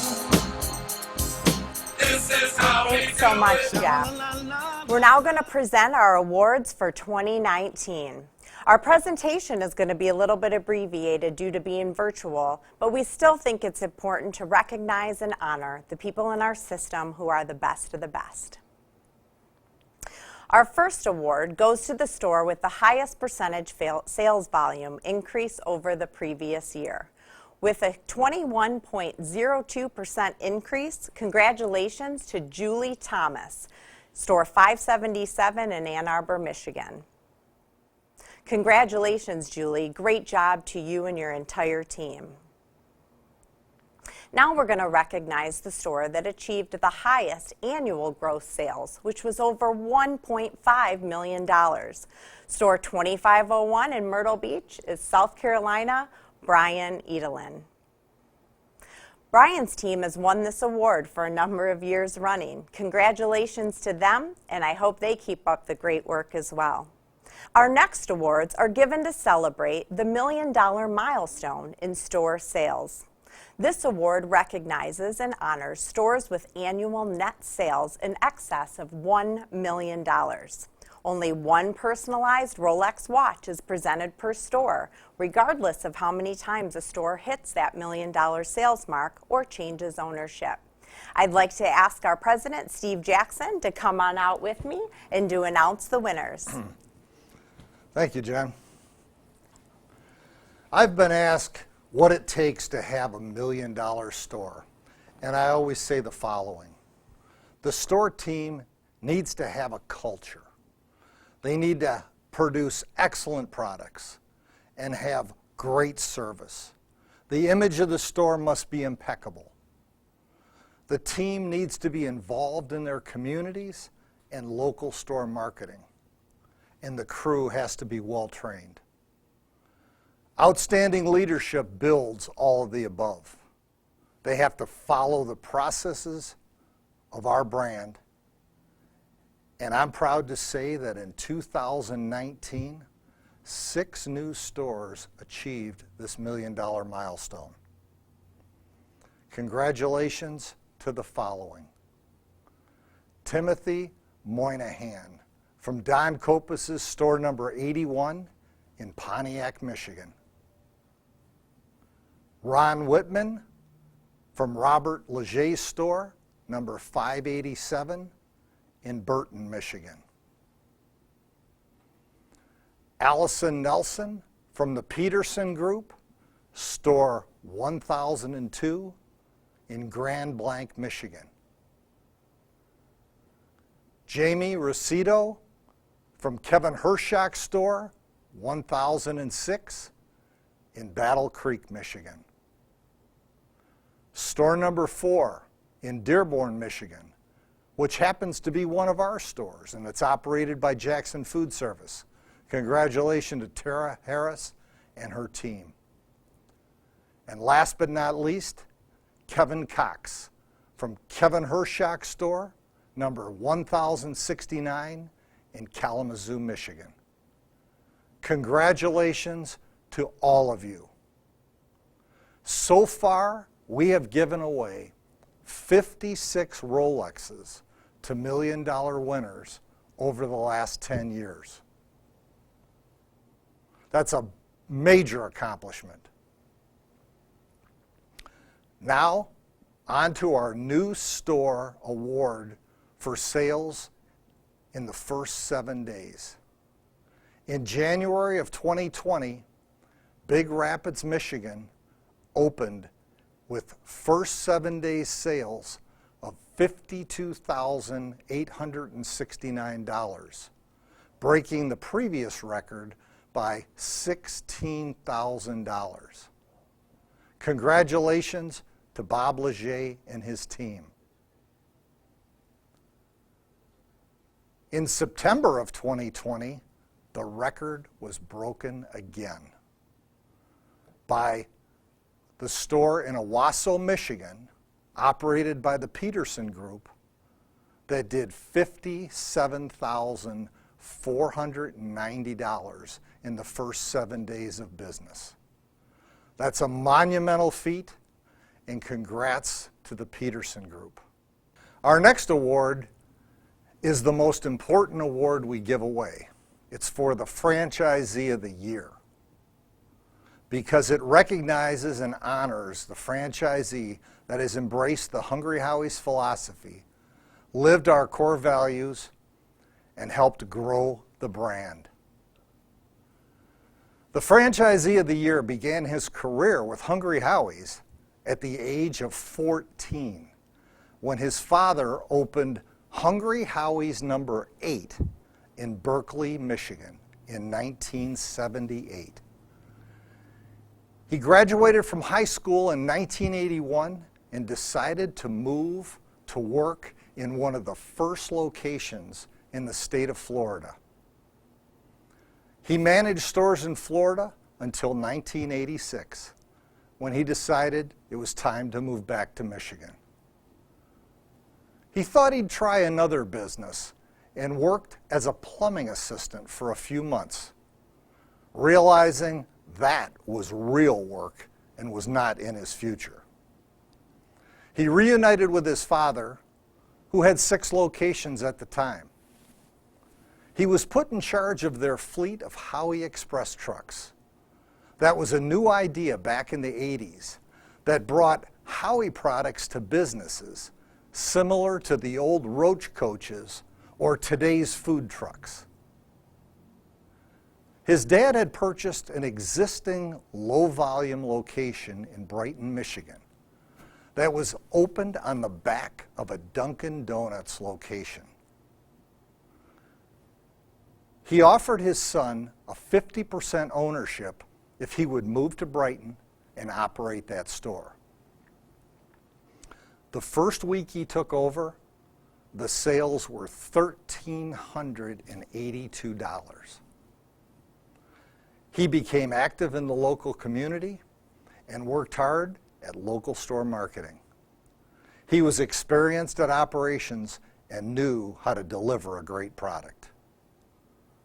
Within 2 years, the store achieved over $1 million in sales, which was a big number 30 years ago. Since that time, he's built an organization of 16 locations and is currently acquiring 3 more by year's end. He's been a member of the Ad Council for over 25 years, and I'm very proud to award the 2019 Franchisee of the Year to David Plate. Now, technology allows us to connect with Dave, to share his excitement of receiving this award. And we're going to bring him in right now. Dave, are you there? Wow. Steve, absolutely unexpected. I'm speechless. I've watched others win this award, and I guess I should be thankful I don't have to go up on stage and lose my emotions in front of all of my colleagues and all of you, but I don't know if I'm going to be able to do that now. Gosh, you know, honestly, at the end of the day, there are so many people that have been involved in my life that have given us the opportunity to be who we are today. You know, our brand is wonderful, number one. I guess I'll just kind of think of the Academy Awards and thank my family first, you know, because honestly, there's been so many sacrifices my family have made, you know, over the decades of times that I haven't been home on weekends, times I haven't been home on holidays and coming home exhausted and tired, and my wife, Kimberly, dealing with, you know, some of the anxiety issues, but she has always remembered to give me my Advil when I'm sore and, you know, tell me to put the coffee down more often. You know, that's one of my vices, if you know me very well. You know, my kids, Stacy, Stephanie, Ricky, and Trisha, you know, they've also been patient, and they understand what it takes to stay busy. I mean, honestly, the backbone of our entire business is operations, and if this pandemic taught us anything, I guess it would be how important the team you're surrounded with truly is. I mean, honestly, without my team, I always say team because I'm a Michigan guy. You know, and you know, behind every good man is, you know, 2 better women. So I'd like to thank Donna and Lisa, who have handled my office for years and have allowed me to be out in the community to do what I do. And, you know, I know I'm going to forget some of my general managers and some of my supervisors, but let me just rip a few names off because maybe some of them are even paying attention right now and they're tuned in. You know, Bill Evans, Jesse Peck, Steve, Sandy, Christian, gosh, I don't want to forget anybody, Kendra, Will, Tennille. You know, at the end of the day, I don't want to forget anybody, so please forgive me. You know, my right-hand man, who's been with me since he's been in high school, since 1988, Matt Jobson, I couldn't have done any of this. We couldn't have been the people we are today, Matt, if it wasn't for us developing a friendship and just working hard together. You know, I don't want to go too long, but our concept, the Hungry Howie's concept is really easy to believe in. We've got a fantastic product, and the operations department has evolved over the years. And, I want to thank, like an Al Newman, who's been around forever. And I'm looking forward to getting to know Tanya. She's taken the time to come out and see us. Our marketing department has evolved. I've been on the ad council for, gosh, I don't know, almost my entire career. That's evolved, and Jeff Rinke has been outstanding, and Rob Elliott and Samantha, and people you just don't normally see, Steve Jr., Brian's so important in the leadership team. I don't want this to be a corporate love fest, but Steve Jackson, thank you, and your wife Sarah, who is so instrumental in allowing you to do what you do, and the addition of Mo has been outstanding, and Jennifer and Beth.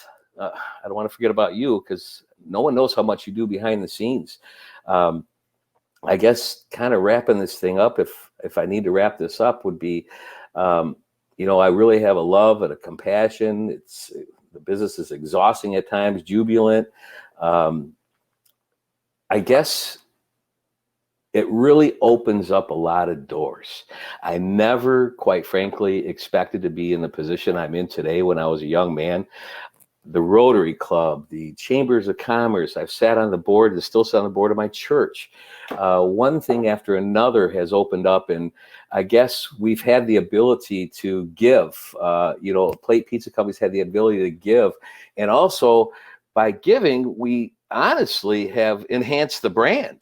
So we're all kind of blessed as franchisees, as supervisors, general managers, whomever you are.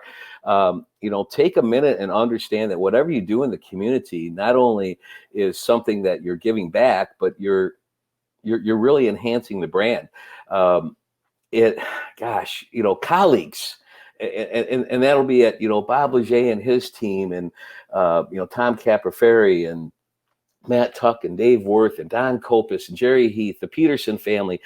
We all talk regularly, especially during this pandemic, and trying to figure things out and build a better mousetrap. And Pat Shannon and Kevin Hershock and Tom Casboard, Johnny D. I still have all the respect in the world for you. You've given me some advice you probably forgot that I still adhere to and live today with. It's, we're all family. I mean, so... Thank you for the award. This really means a lot.